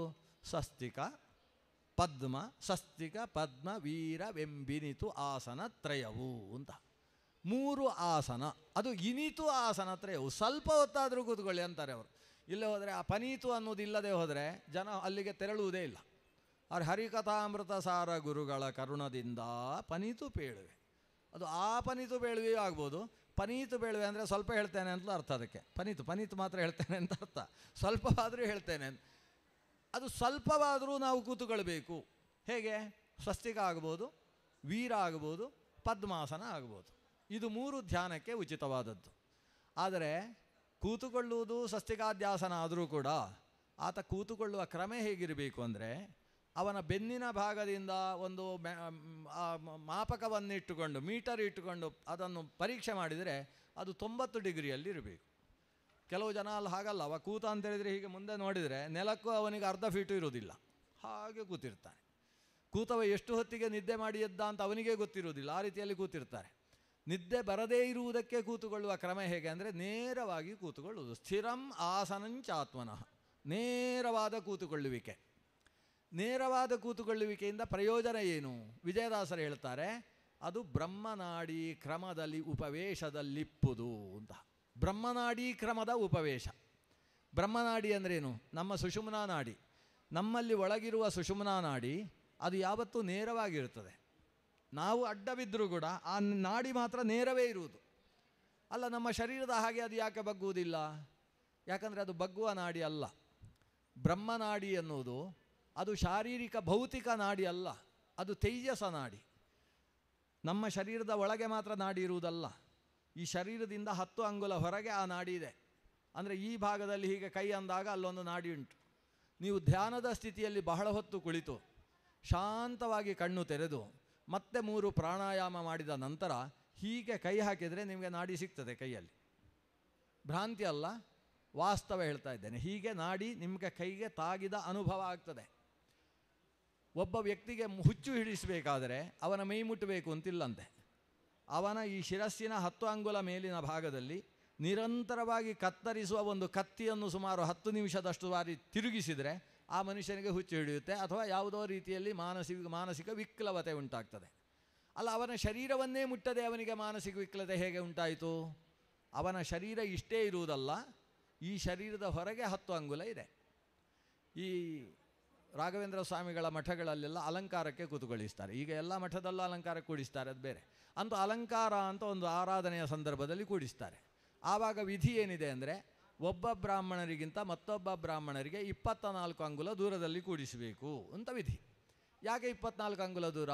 ಅದಕ್ಕಿಂತ ಹತ್ತಿರ ಕೂಡಿಸಿದರೆ ಮಡಿ ಹೋಗ್ತದೆ ಅಂತ. ಮಡಿ ಹೇಗೆ ಹೋಗುವುದು ಹತ್ತಿರ ಕೂಡಿಸಿದರೆ? ಯಾಕಂದರೆ ಇವರ ಶರೀರದಿಂದ 12 ಅಂಗುಲ ಇವರ ಶರೀರ ಉಂಟು, ಅವರ ಶರೀರದಿಂದ 12 ಅಂಗುಲ ಅವರ ಶರೀರ ಉಂಟು. ಅದನ್ನು ನೀವು ಆರ ಅಂತ ಕರೀರಿ, ಪ್ರಭಾವಲಯ ಅಂತ ಕರೀರಿ. ಆ ಶರೀರದ ವ್ಯಾಪ್ತಿ ಅಷ್ಟಿದೆ. ಅದಕ್ಕೆ ಶರೀರದ ವರ್ಣ ಅಂತ ಹೆಸರು. ಶರೀರದ ಹೊರ ವಲಯ, ಆ ವಲಯ ಸ್ಪರ್ಶ ಆದರೆ ಮಡಿ ಹೋಗ್ತದೆ. ನೆರಳು ಮುಟ್ಟಿದರೆ ಮಡಿ ಹೋಗ್ತದೆ ಅಂತ ಉಂಟು ಶಾಸ್ತ್ರದಲ್ಲಿ. ನೆರಳು ಮುಟ್ಟಿದರೆ ಅಂದರೆ ಅವನು ಅಲ್ಲಿ ಬರ್ತಾ ಇರುವಾಗ ಸೂರ್ಯನ ನೆರಳು ಇಲ್ಲಿ ತನಕ ಬಿದ್ದಾಗ ನೆರಳು ಮುಟ್ಟಿದರೆ ಮಡಿ ಹೋಗುವುದಾ? ಆ ನೆರಳನ್ನು ನೆರಳು ಅಂತ ಹೇಳಿದ್ದಲ್ಲ. ಈ ಮನುಷ್ಯನ ಶರೀರದ 12 ಅಂಗುಲದ ಸನಿಹಕ್ಕೆ ಒಬ್ಬ ಬಂದ ಅಂತಾದರೆ ನೆರಳು ಮುಟ್ಟಿತು ಅಂತ ಅರ್ಥ. ಅದು ಕಣ್ಣಿಗೆ ಕಾಣದೇ ಇದ್ದ ನೆರಳು. ಆ ನೆರಳನ್ನೇ ನಾವು ಆರ ಅಂತ ಕರೆಯುವುದು, ಪ್ರಭಾವಲಯ ಅಂತ ಕರೆಯುವುದು. ಆ ವಲಯದ ಮೂಲಕವಾಗಿ ಮನುಷ್ಯನ ಶಕ್ತಿ ಸಂಚಯನ ಆಗ್ತಾ ಇರುತ್ತದೆ. ಆ ರೀತಿಯಲ್ಲಿ ಮನುಷ್ಯನ ನಾಡಿ ಅವನ ಶಿರಸ್ಸಿನಿಂದ 12 ಅಂಗುಲ ಮೇಲಿನ ತನಕ ಇದೆ. ಈ ನಾಡಿ ಏನಿದೆ, ನೇರವಾಗಿರತಕ್ಕಂತಹ ರುಜು ನಾಡಿ, ಆಚಾರ್ಯರು ಹೇಳ್ತಾರೆ, ಮೂಲಾಧಾರಂ ಸಮಾರಭ್ಯ ತ್ವಾಮೂರ್ಧಾನಂ ರುಜುಸ್ಥಿತ. ನೇರದಲ್ಲಿ ನಿಂತಿಪ್ಪ ನಾಡಿ ಇಹುದು ಅಂತ. ನೇರವಾದ ನಾಡಿ ಇದೆ. ಆ ನಾಡಿಯ ಒಳಗೆ ಏನು ಪಂಚ ಅವಯವಗಳಿದ್ದಾವೆ, ವಜ್ರಿಕ, ಆರ್ಯ, ಅವಭಾಸಿನಿ, ಬ್ರಹ್ಮನಾಡಿ ಮತ್ತು ವೈದ್ಯುತ ಅಂತ 5 ಭಾಗಗಳು. ಅದರಲ್ಲಿ ಈ ಷಟ್ಚಕ್ರಗಳ ಸಂಸ್ಥಿತಿ ಇರತಕ್ಕಂಥದ್ದು. ಅದರಲ್ಲಿ ಪ್ರಮುಖವಾಗಿ ಹೃದಯದಲ್ಲಿರತಕ್ಕಂತಹ ಅನಾಹತ ಚಕ್ರ. ಈಗ ನಮಗೆ 2 ಬಹಳ ಪ್ರಮುಖವಾದದ್ದು. ಒಂದು ಅನಾಹತ ಚಕ್ರ, ಮತ್ತೊಂದು 2 ಹುಬ್ಬುಗಳ ಮಧ್ಯದಲ್ಲಿರುವ ಆಜ್ಞಾಚಕ್ರ. ಈ ಆಜ್ಞಾಚಕ್ರ ಅನ್ನೋದು ಬಹಳ ಮುಖ್ಯ. ಎಷ್ಟೋ ರೋಗಗಳನ್ನು ಪರಿಹಾರ ಮಾಡುವ ವಿಧಾನ ಈ 2 ಹುಬ್ಬಿನ ಮಧ್ಯದಲ್ಲಿದೆ. ಅದಕ್ಕೆ ಮೂಗಿನ ತುದಿ ಅಂತ ಹೆಸರು. ಕೆಲವರಿಗೆ ಹೇಳುವುದುಂಟು, ಅವರಿಗೆ ಮೂಗಿನ ತುದಿಯಲ್ಲೇ ಕೋಪ. ಅದೇನು ಮೂಗಿನ ತುದಿ? ಆಗ ಅವರು ಇಲ್ಲಿ ನೋಡ್ಕೊಳ್ತಾರೆ, ಹೌದಾ ಹೌದಾ ಅಂತ. ಇದು ಮೂಗಿನ ತುದಿ ಅಲ್ಲ. ಮೂಗಿನ ತುದಿ ಇರುವುದು ಅಂದರೆ 2 ಹುಬ್ಬುಗಳ ಮಧ್ಯ. ತುದಿ ಯಾವತ್ತು ಮೇರೆ ಇರುವುದು, ಕೆಳಗಲ್ಲ. ಇವರು ವಿಷ್ಣು ತೀರ್ಥರು ಸನ್ಯಾಸ ಪದ್ಧತಿಯಲ್ಲಿ ಏನು ಹೇಳಿದ್ದಾರೆ ಅಂದರೆ, ಮೂಗಿನ ತುದಿಯಿಂದ ಊರ್ಧ್ವನಾಮವನ್ನು ಬ್ರಹ್ಮರಂಧ್ರದ ತನಕ ಎಳಿಬೇಕು ಅಂತ, ಇಲ್ಲಿಂದ ಇಲ್ಲಿಯ ತನಕ ಎಳಿಬೇಕು ಅಂತ ಹೇಳಿದರು. ನಾಸಾಗ್ರಮಾರಭ್ಯ ಬ್ರಹ್ಮರಂಧ್ರ ಪರ್ಯಂತಂ ಅಂತ ಹೇಳಿದರು. ಅನೇಕರು ಏನು ಮಾಡಿದರು ಅಂದರೆ ಇಲ್ಲಿಂದ ಗಲೀಜು ಮಾಡ್ಕೊಳ್ಳಿಕ್ಕೆ ಶುರು ಮಾಡಿದರು, ಇಲ್ಲಿಂದಲೇ ಶುರು ಮಾಡ್ತಾರೆ. ಆ ಮೂಗಿನ ತುದಿ ಅಂದರೆ ಇದಲ್ಲ, ಮೂಗಿನ ತುದಿ ಇರುವುದು ಎರಡು ಹುಬ್ಬುಗಳ ಮಧ್ಯದಲ್ಲಿ. ನಾಸಾಗ್ರ ಅಂತ ಹೇಳಿದರೆ ಆಜ್ಞಾಚಕ್ರ, ಆಜ್ಞಾಚಕ್ರದಿಂದ ಬ್ರಹ್ಮರಂಧ್ರದ ಪರ್ಯಂತವಾಗಿ ಆತ ಗೋಪಿಚಂದನವನ್ನು ಬ್ರಹ್ಮನಾಡಿ ಕ್ರಮದಿಂದ, ಅಂದರೆ ಅವನ ಬ್ರಹ್ಮನಾಡಿ ಅಂದರೆ ಸುಷುಮ್ನ, ಅದು ಹೇಗೆ ನೇರವಾಗಿದೆಯೋ ಹಾಗೆ ನೇರವಾಗಿ ನಾಮವನ್ನು ಎಳೆಯಬೇಕು ಅಂತ ವಿಷ್ಣು ತೀರ್ಥರು ಹೇಳಿದಂತಹ ಮಾತು. ಹಾಗಾಗಿ ಎರಡು ಹುಬ್ಬುಗಳ ಮಧ್ಯದ ಆಜ್ಞಾಚಕ್ರ, ಆಜ್ಞಾಚಕ್ರದಲ್ಲಿ ಕೃಷ್ಣ ಅನ್ನುವ ಭಗವಂತನ ರೂಪದ ಧ್ಯಾನವನ್ನು ಹೇಳಿದ್ದಾರೆ. ನೋಡಿ, ಕೃಷ್ಣ ಧ್ಯಾನಕ್ಕೆ ಎಷ್ಟು ಮಹತ್ವ ಇದೆ.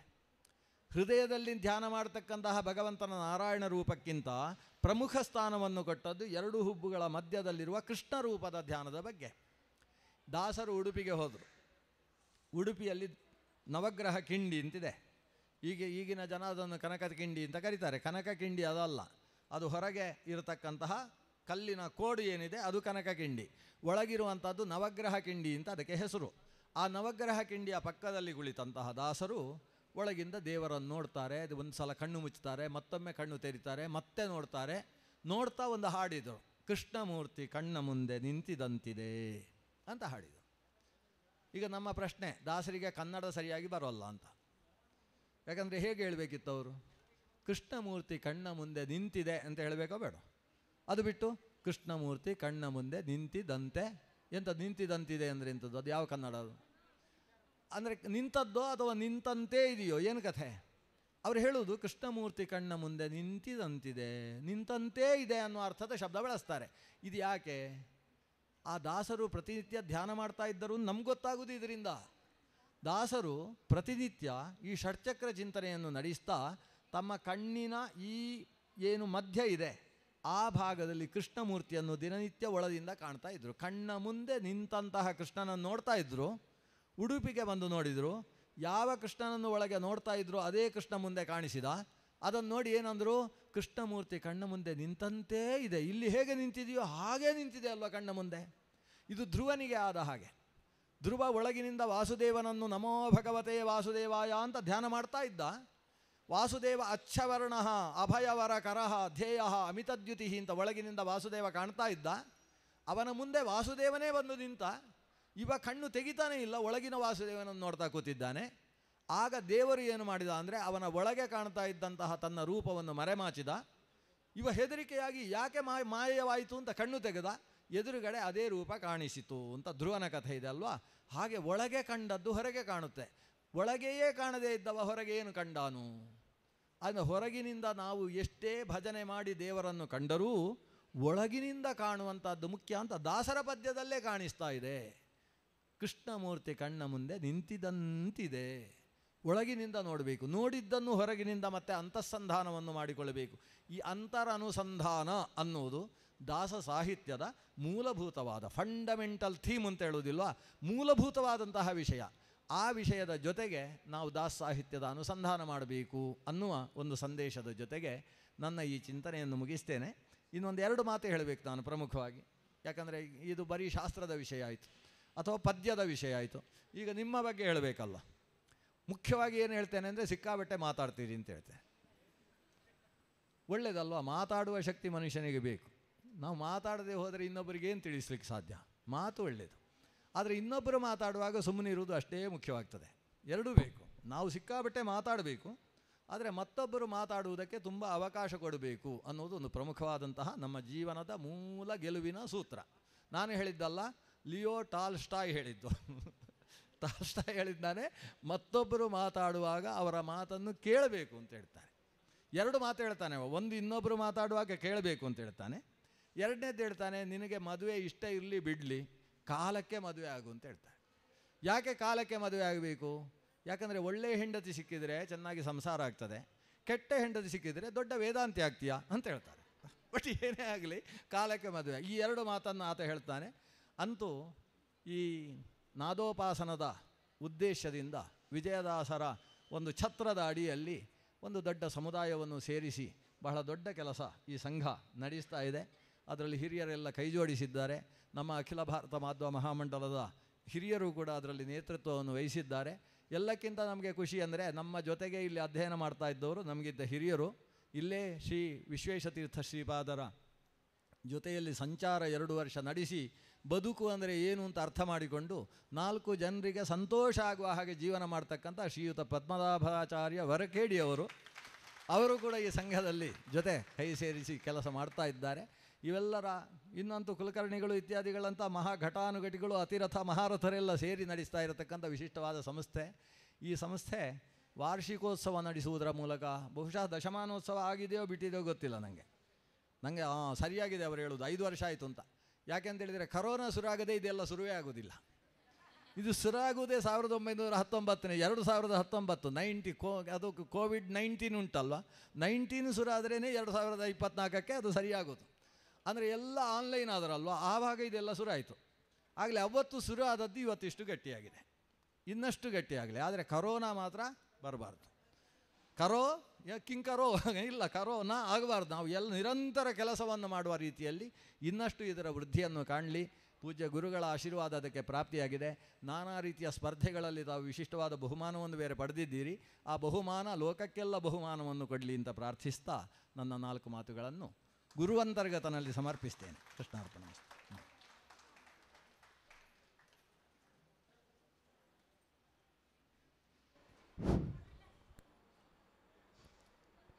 ಪೂಜ್ಯ ಸತ್ಯನಾರಾಯಣಾಚಾರ್ಯವರು ದಾಸ ಸಾಹಿತ್ಯದಿಂದ ಪುರಂದರದಾಸರು, ವಿಜಯದಾಸರು, ಸುಳಾದಿಗಳ ಮೂಲಕ ಯಾವ ರೀತಿಯಲ್ಲಿ ನಾವು ನಮ್ಮ ಜೀವನವನ್ನು ಸಾಗಿಸಬೇಕು ಎಂಬುದನ್ನು ಬಹಳ ತಿಳಿಯಾಗಿ ಹೇಳಿದ್ದಾರೆ. ಬಹಳ ಉಪಯೋಗವಾಗಿದೆ ಅಂತ ನಾನು ತಿಳ್ಕೊಳ್ತಾ ಇದ್ದೇನೆ. ಅವರ ಪ್ರವಚನ ಸೀಮಿತ ಸಮಯದಲ್ಲಿ ಮುಗಿಸ್ತಾ ಇದ್ದಾರೆ. ಇಲ್ಲದೆ ಹೋದರೆ ಒಂದು ಅಪಾರವಾದಂಥ ಜ್ಞಾನದ ಗಂಗೆ ಅವರ ಶಿರಸ್ಸಿನಲ್ಲಿದೆ. ಎಷ್ಟು ಹೇಳಿದರೂ ಸಾಲದು. ಚಿಕ್ಕ ಮಕ್ಕಳಿಗೂ ಅರ್ಥ ಆಗುವಂತಹ ಶೈಲಿ ಪೂಜ್ಯರದ್ದು. ಅವರು ಇವತ್ತು ತಮ್ಮ ವಿದ್ಯಾರ್ಥಿಗಳ ಒಂದು ಎಲ್ಲ ಪರೀಕ್ಷೆಗಳು ಎಲ್ಲ ಇದ್ದಾಗಲೂ ಸಹಿತ ಬಿಡು ಮಾಡಿಕೊಂಡು ಇವತ್ತು ಇಷ್ಟೋ ತನಕ ಬಂದಿದ್ದಾರೆ. ಬಹಳ ನಮಗೆ ಸಂತೋಷ ತರ್ತಾ ಇದೆ. ಅವರ ಈ ಒಂದು ಇದಕ್ಕೆ ನಾವು ಕೃತಜ್ಞತೆಯನ್ನು ಈ ಒಂದು ಹರಿದಾಸ ಮಿಲನ ಮತ್ತು ದಾಸೋಪಾಸನ ಮತ್ತು ಚಿಪ್ಪಗಿರಿಯ ಸೇವಾ ಬಳಗ ತಂಡದವರು, RP ಕುಲಕರ್ಣಿ ಮತ್ತು ಸುರೇಶ್ ಕಲ್ಲೂರವರು ಅವರಿಗೆ ತುಳಸಿ ಪತ್ರವನ್ನು ಇತ್ತು ಗೌರವಿಸಬೇಕಾಗಿ ವಿನಂತಿಸಿಕೊಳ್ತಾ ಇದ್ದೇವೆ.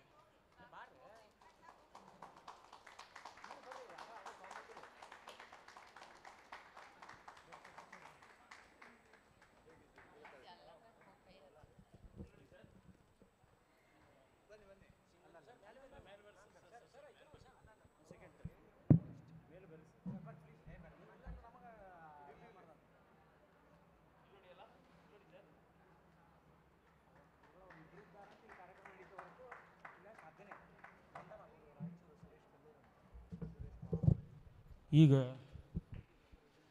ಒಂದು 5 ಪ್ರಶಸ್ತಿಗಳು ಉಳಿದಾವ. ಕೊಟ್ಟ ತಕ್ಷಣ ಜಮಖಂಡಿಯಿಂದ ಬಂದಂತಹ ಭಜನಾ ಮಂಡಳಿ ಮತ್ತು TTDದು ಒಂದು ಭಜನಾ ಮಂಡಳಿಗೆ ನಾವು ಹೇಳಿದ್ದೀವಿ. ಅವರ ಕಾರ್ಯಕ್ರಮ ಬರೀ 20 ನಿಮಿಷ ಹಾಡ್ತಾರೆ ಅವರು. ಬಹಳ ನಮ್ಮ ಹರಿದಾಸರ ಮೇಲಿನ ದಾಸೋಪಾಸನ ಬಗ್ಗೆ ರಂಗನಾಥ್ ಹಂದಿಗೋಳು ಬರೆದಂತಕ್ಕೆ ರಾಗ ಸಂಯೋಜನೆ ಮಾಡಿದ್ದಾರೆ. ಬಹಳ ಅದ್ಭುತವಾಗಿ ಮಾಡಿದ್ದಾರೆ ಅವರು ಜಮಖಂಡಿ ಭಜನಾ ಮಂಡಳಿಯವರು. ದಯಮಾಡಿ ಇದ್ದೀರಾ? ಜಮಖಂಡಿ ಭಜನಾ ಮಂಡಳಿಯವರು ಇದ್ದೀರಾ? ಹೋಗಿರಾ? ಇಲ್ಲ. ಓಕೆ, ಹಾಂ, ರಮಾತ್ಮಿಕ ನೆಕ್ಸ್ಟ್ ಬರೋದು ತಯಾರಿಯಾಗಿರಿ. ಈಗ TTD ಅವ್ರದ್ದು ಒಂದು 10 ನಿಮಿಷ ಆಗ್ತದೆ ಅವ್ರದ್ದು. ಇಲ್ಲ, ಅವರು ಪಾಪ ಭಾಳ ಮುಂಜಾನೆ ಬಂದಾರ. ಅದೇ ಕೊಡಿಸ್ತೀನಿ 1 ನಿಮಿಷ. ಆಚಾರ ಒಂದು 2 ನಿಮಿಷ. 3 ಪ್ರಶಸ್ತಿ ಉಳಿದಾವ. ಅವು ಸ್ವಾಮಿಗಳು ಅವನ್ನ ಮುಂದಿನ ಅವ್ರ ಕಡೆಯಿಂದ ಕೊಡಿಸೋಣ ಅಂತ ಅವ್ರು ಹೇಳಿದರು. ನಮ್ಮ ಸತ್ಯನಾರಾಯಣಾಚಾರ್ಯ ಕಡೆಸ್ರಿ ಅಂತ ಅವ್ರು ಇರ್ತಾರೆ ಅಂಥೇಳಿ. ಆ ಪ್ರಕಾರವಾಗಿ ಈ 3 ಕಾರ್ಯಕ್ರಮದ 2 ವಿಶೇಷವಾದಂಥ ಪ್ರಶಸ್ತಿಯನ್ನು ಅವ್ರ ಹೆಸರು ಓದ್ತಾರೆ. ಆ ಹೇಳೋಕ್ಕಿಂತ ಮುಂಚಿತ ಆ ಪ್ರಶಸ್ತಿ ಯಾರಿಗೆ ಹೋಗ್ತದಂತ ನಾನು ಹೇಳ್ತೀನಿ. ಅವ್ರ ಹೆಸರು ಘೋಷಣೆ ಮಾಡ್ತಾರೆ. ಅವರು ವೇದಿಕೆಗೆ ಬಂದು ಆ ಪ್ರಶಸ್ತಿಯನ್ನು ಸ್ವೀಕಾರ ಮಾಡಬೇಕು. ಈ ನಮ್ಮ ಹರಿದಾಸರ ಮೇಲಿನ ದಾಸೋಪಾಸನ ಕಾರ್ಯಕ್ರಮದಲ್ಲಿ 240 ಜನರ ಗಾಯಕರು ಹಾಡಿದಾಗ, ಸರ್ ಇಲ್ಲಿಂದ ಹೋಗ್ಬೇಡ್ರಿ, ಹಾಡಿದಾಗ ಬಹಳ ಅದ್ಭುತವಾದಂತಹ ಪ್ರತಿಕ್ರಿಯೆ ಬಂದು ಅದನ್ನು ನಾವು ಕಂಪ್ಯೂಟರ್ ಇದಕ್ಕೆ ಹಾಕಿ ಸಾಫ್ಟ್ವೇರ್ಗೆ ಮಾಡಿ ರ್ಯಾಂಡಮ್ ಸೆಲೆಕ್ಷನ್ ಕೊಡಂದಾಗ ಅದು 4 ಮಂದಿ ಹೆಸರು ಕೊಡ್ತು. ಆ 4 ಮಂದಿ ಒಳಗೆ ಯಾರಿಗೆ ಕೊಡಬೇಕಂತ ಗೊತ್ತಾಗಲ್ಲ. ಅದಕ್ಕೆ ಹೋಟಿಂಗ್ ಇಟ್ಟೇವು ಪಬ್ಲಿಕ್ ಎಲ್ಲ. ನಿಮ್ಗೆ ಯಾರಿಗೆ ಇಷ್ಟ ಬರ್ತದೆ ನೀವು ವೋಟ್ ಹಾಕ್ರಿ ಅಂತ ಹೇಳಿದ್ವಿ. ಆ ವೋಟ್ ಹಾಕಿದ ತಕ್ಷಣ ಒಬ್ಬರು ಲೇಡೀಸ್ಗೆ ಒಬ್ಬರು ಜೆಂಟ್ಸಿಗೆ ಆಯ್ಕೆ ಆದರು. ಭಾಳ ಅದ್ಭುತವಾದದ್ದು. ಇಲ್ಲಿ ಇದು ಪ್ರಶಸ್ತಿ ಹೆಸರು ಕೂಡ ವಿಶ್ವ ಮಾನ್ಯ ಅಂಥೇಳಿ.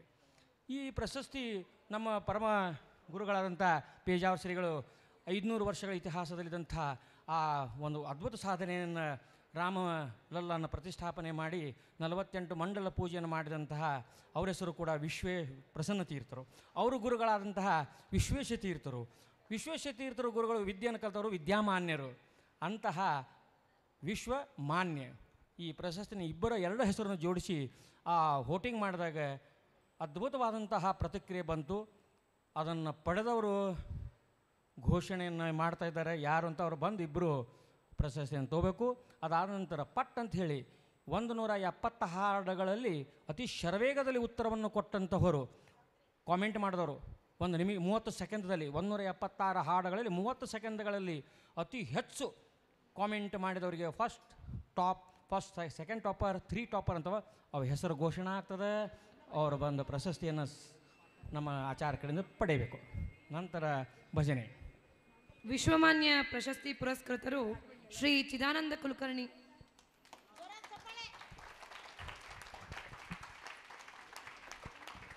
ಧನ್ಯವಾದಗಳು. ಎರಡನೇದಾಗಿ ಶ್ರೀಮತಿ ವೀಣಾ ಕೃಷ್ಣಪ್ಪ ಅವರು. ವೀಣಾ ಕೃಷ್ಣಪ್ಪ ಚಿದಾನಂದ್ ಇಲ್ಲಿ ವಿಶ್ವಮಾನ್ಯ ಪ್ರಶಸ್ತಿಯನ್ನು ಶ್ರೀಮತಿ ಮತ್ತು ಶ್ರೀ BS ಗಿರಿರಾಜ್ ಅವರಿಗೆ ವಿಶ್ವಮಾನ್ಯ ಪ್ರಶಸ್ತಿ ಪುರಸ್ಕೃತರು. ಇದು ವಿಶೇಷವಾದಂಥದ್ದು ವಿಶ್ವಮಾನ್ಯ ಪ್ರಶಸ್ತಿ. BS ಗಿರಿರಾಜ್ ಅವರು ಬಂದಿಲ್ಲ, ಅವ್ರು ಬಂದಾಗ ಅವ್ರಿಗೆ ಕೊಡ್ತಾ ಇದೆ. ಈಗ ಪಟ್ ಅಂತ ಹೇಳಿ ಕಾರ್ಯಕ್ರಮದಲ್ಲಿ 25 ಸಂಚಿಕೆಗಳಲ್ಲಿ ಟಾಪ್ 3 ತೆಗೆದಿದ್ದೇವೆ. ಅದರಲ್ಲಿ ಮೊದಲಿಗೆ ಶ್ರೀ ಕಾರ್ತಿಕ್ ಕೆ ಬೆಂಗಳೂರು ಪಟ್ ಅಂತ ಹೇಳಿ ಕಾರ್ಯಕ್ರಮದಲ್ಲಿ ಪ್ರಪ್ರಥಮವಾದಂಥ 170. ಅಂಜಲಿ ಪ್ರಕಾಶ್ ಕುಲಕರ್ಣಿ 2ನೇ ಸ್ಥಾನವನ್ನು ಪಡೆದಿದ್ದಾರೆ. ಅಂಜಲಿ ಪ್ರಕಾಶ್ ಕುಲಕರ್ಣಿ ಮುಂಬೈ ಪಟ್ ಅಂತ ಹೇಳಿ 2ನೇ ಟಾಪರ್. 176 ಹಾಡುಗಳಲ್ಲಿ ಅತಿ ಶೀಘ್ರದಲ್ಲಿ 30 ಸೆಕೆಂಡ್ಗಳಿಗೆ ಉತ್ತರ ಕೊಟ್ಟಂತ ಮುಂಬೈ ಕನ್ನಡತಿ. ಶ್ರೀಮತಿ ಅನ್ನಪೂರ್ಣ 3ನೇ ಸ್ಥಾನವನ್ನು ಪಡೆದಿದ್ದಾರೆ. ಅನ್ನಪೂರ್ಣ ಚಿತ್ರದುರ್ಗ. ಎಲ್ಲ ಪ್ರಶಸ್ತಿ ಪುರಸ್ಕೃತರಿಗೆ ನಮ್ಮ 2 ತಂಡಗಳ ಪರವಾಗಿ ಮತ್ತೊಮ್ಮೆ ಹೃದಯಪೂರ್ವಕ ವಂದನೆಗಳನ್ನು ಅಭಿನಂದನೆಗಳನ್ನು ಸಲ್ಲಿಸ್ತಾ ಇದ್ದೇವೆ.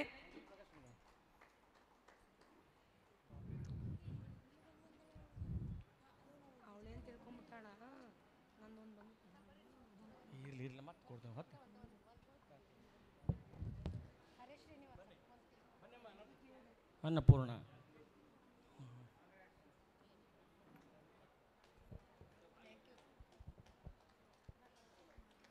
ಒಂದು 5 ನಿಮಿಷ. ಇಲ್ಲಿವರೆಗೆ ನಾವು ಕಾನ್ಸೆಪ್ಟದಲ್ಲಿ ನವವಿಧ ಭಕುತಿಯಲ್ಲಿ ಒಟ್ಟು 11 ತಿಂಗಳಲ್ಲಿ 64,800 ಹಾಡುಗಳನ್ನು ಅಪ್ರೂವಲ್ ಮಾಡೀವಿ ನಾವು. ಇದೊಂದು ದೊಡ್ಡ ದಾಖಲೆ. ಯಾರಿಗೆ ಗೊತ್ತಾ ನಮ್ಮ ಅಡ್ಮಿನ್ ಮಾಡರೇಟರ್ಸ್ ಕೂಡ ಗೊತ್ತಿರಕ್ಕಿಲ್ಲ, ರಾಧಿಕಾ ಜೋಶಿ ಅವರಿಗೆ. ಅದೆಲ್ಲ 11 ತಿಂಗಳಲ್ಲಿ 240 ಗಾಯಕರ ಹಾಡಿದಾಗ ಅಪ್ರೂವಲ್ ಮಾಡಿದ ಸಂಖ್ಯೆ 64,800 ಹಾಡುಗಳನ್ನು ಅಪ್ರೂವಲ್ ಮಾಡಿದ್ರೆ ಅತಿ ಹೆಚ್ಚು ಕಾಮೆಂಟ್ಗಳನ್ನು ತೊಳೆದ ಅಮೇರಿಕಾದ ಕ್ಯಾಲಿಫೋರ್ನಿಯಾದ ಗಾಯತ್ರಿ ವಿಜೇಂದ್ರ 2,35,000 ಪಾಯಿಂಟ್ಗಳನ್ನು ಗಳಿಸಿದ ಮಹಿಳೆ ದಾಸಸಾಹಿತ್ಯದೊಳಗೆ ಗಾಯತ್ರಿ ವಿಜೇಂದ್ರ, ಅಮೇರಿಕಾ ಕ್ಯಾಲಿಫೋರ್ನಿಯಾ. ಅದರಂತೆ ನಂದೊಂದು ಸ್ವಲ್ಪ ಹೇಳ್ಕೊಬೇಕಾಗ್ತದೆ. ಈ 2 ಗುಂಪಿನೊಳಗೆ ನಾ ಅಪ್ರೂವಲ್ ಮಾಡಿ ಹಾಡು ಅಪ್ಲೋಡ್ ಮಾಡಿದಾಗ ಕೆಲವು ವಿಷಯಗಳನ್ನು ನಾನು ಫೇಸ್ಬುಕ್ಗೆ ನಮ್ಮ ಗುಂಪಿನಲ್ಲಿ ಹಾಕಿದಾಗ 11 ತಿಂಗಳಲ್ಲಿ ನನಗೆ ಬಂದಂಥ 6,15,000 ಪಾಯಿಂಟ್ಗಳು ಯಾವುದೇ ಗುಂಪಿನೊಳಗೆ ಇದನ್ನು ಸುಳ್ಳಲ್ಲ. ನೀವು ಓಪನ್ ಮಾಡಿ ನೋಡಿದ್ರೆ ಫೇಸ್ಬುಕ್ನಾಗ ಸಿಗ್ತದೆ. 6,15,000 ಪಾಯಿಂಟ್ಗಳನ್ನು ವಿಜಯರಾಯರು ನಮಗೆ ಕಳಿಸಿದ್ದಾರೆ. ಅಂದರೆ ದಾಸಾಹಿತ್ಯ ಇನ್ನೂ ಜೀವಂತವಾಗಿದೆ ಅನ್ನೋದಕ್ಕೆ ಸಾಕ್ಷಿ.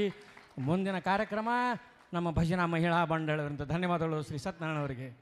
ಅದರಂತೆ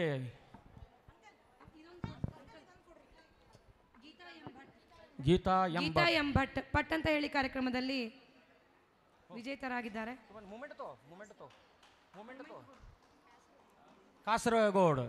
ಕಾಸರಗೋಡಿಂದ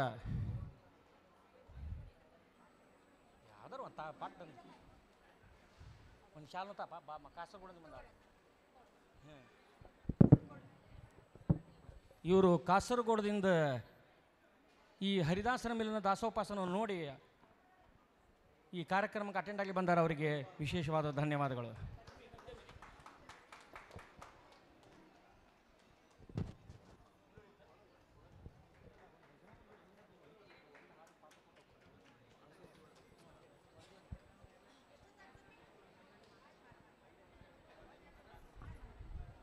ಒಂದು ಹಾಡು ಯಾವ ಥರ ಸ್ವಾಮಿಗಳ ಜೋಡಿ ಪಾಠಕ್ಕೆ ಹೋಗ್ಬೇಕಾಗಿದೆ ಈಗ ಅವರು. ಅದ್ರ ಸಂಬಂಧ ಈಗ ಶ್ರೀ ಮಧಾನಂದ ತೀರ್ಥವರ ಕೊಳಲವಾದನ ಒಂದು 5 ನಿಮಿಷ ಆಗ್ತದೆ ಕೇಳ್ರಿ. ಭಾಳ ಅದ್ಭುತವಾದಂಥದ್ದು. ಎಲ್ಲರೂ ತಮ್ಮ ಮನಸ್ಸೇ ಲಜ್ಜೆ ಬಿಟ್ಟು ಕುಣಿಯುವಂಥ ಈ ಸುಸಂದರ್ಭ ಈ ಅವರು ನುಡಿಸಿದಾಗ ಯಾವುದೇ ಸಂಕೋಚವಿಲ್ಲದೆ ಮೈ ಚಳಿ ಬಿಟ್ಟು ಕುಣಿರಿ. ನೋಡ್ರಿ ಅವರ ಕೊಳಲವಾದನ. ಮದಾನಂದ ತೀರ್ಥವರಿಗೆ ಸ್ವಾಗತ. ಸರ್ ನಮಸ್ಕಾರ.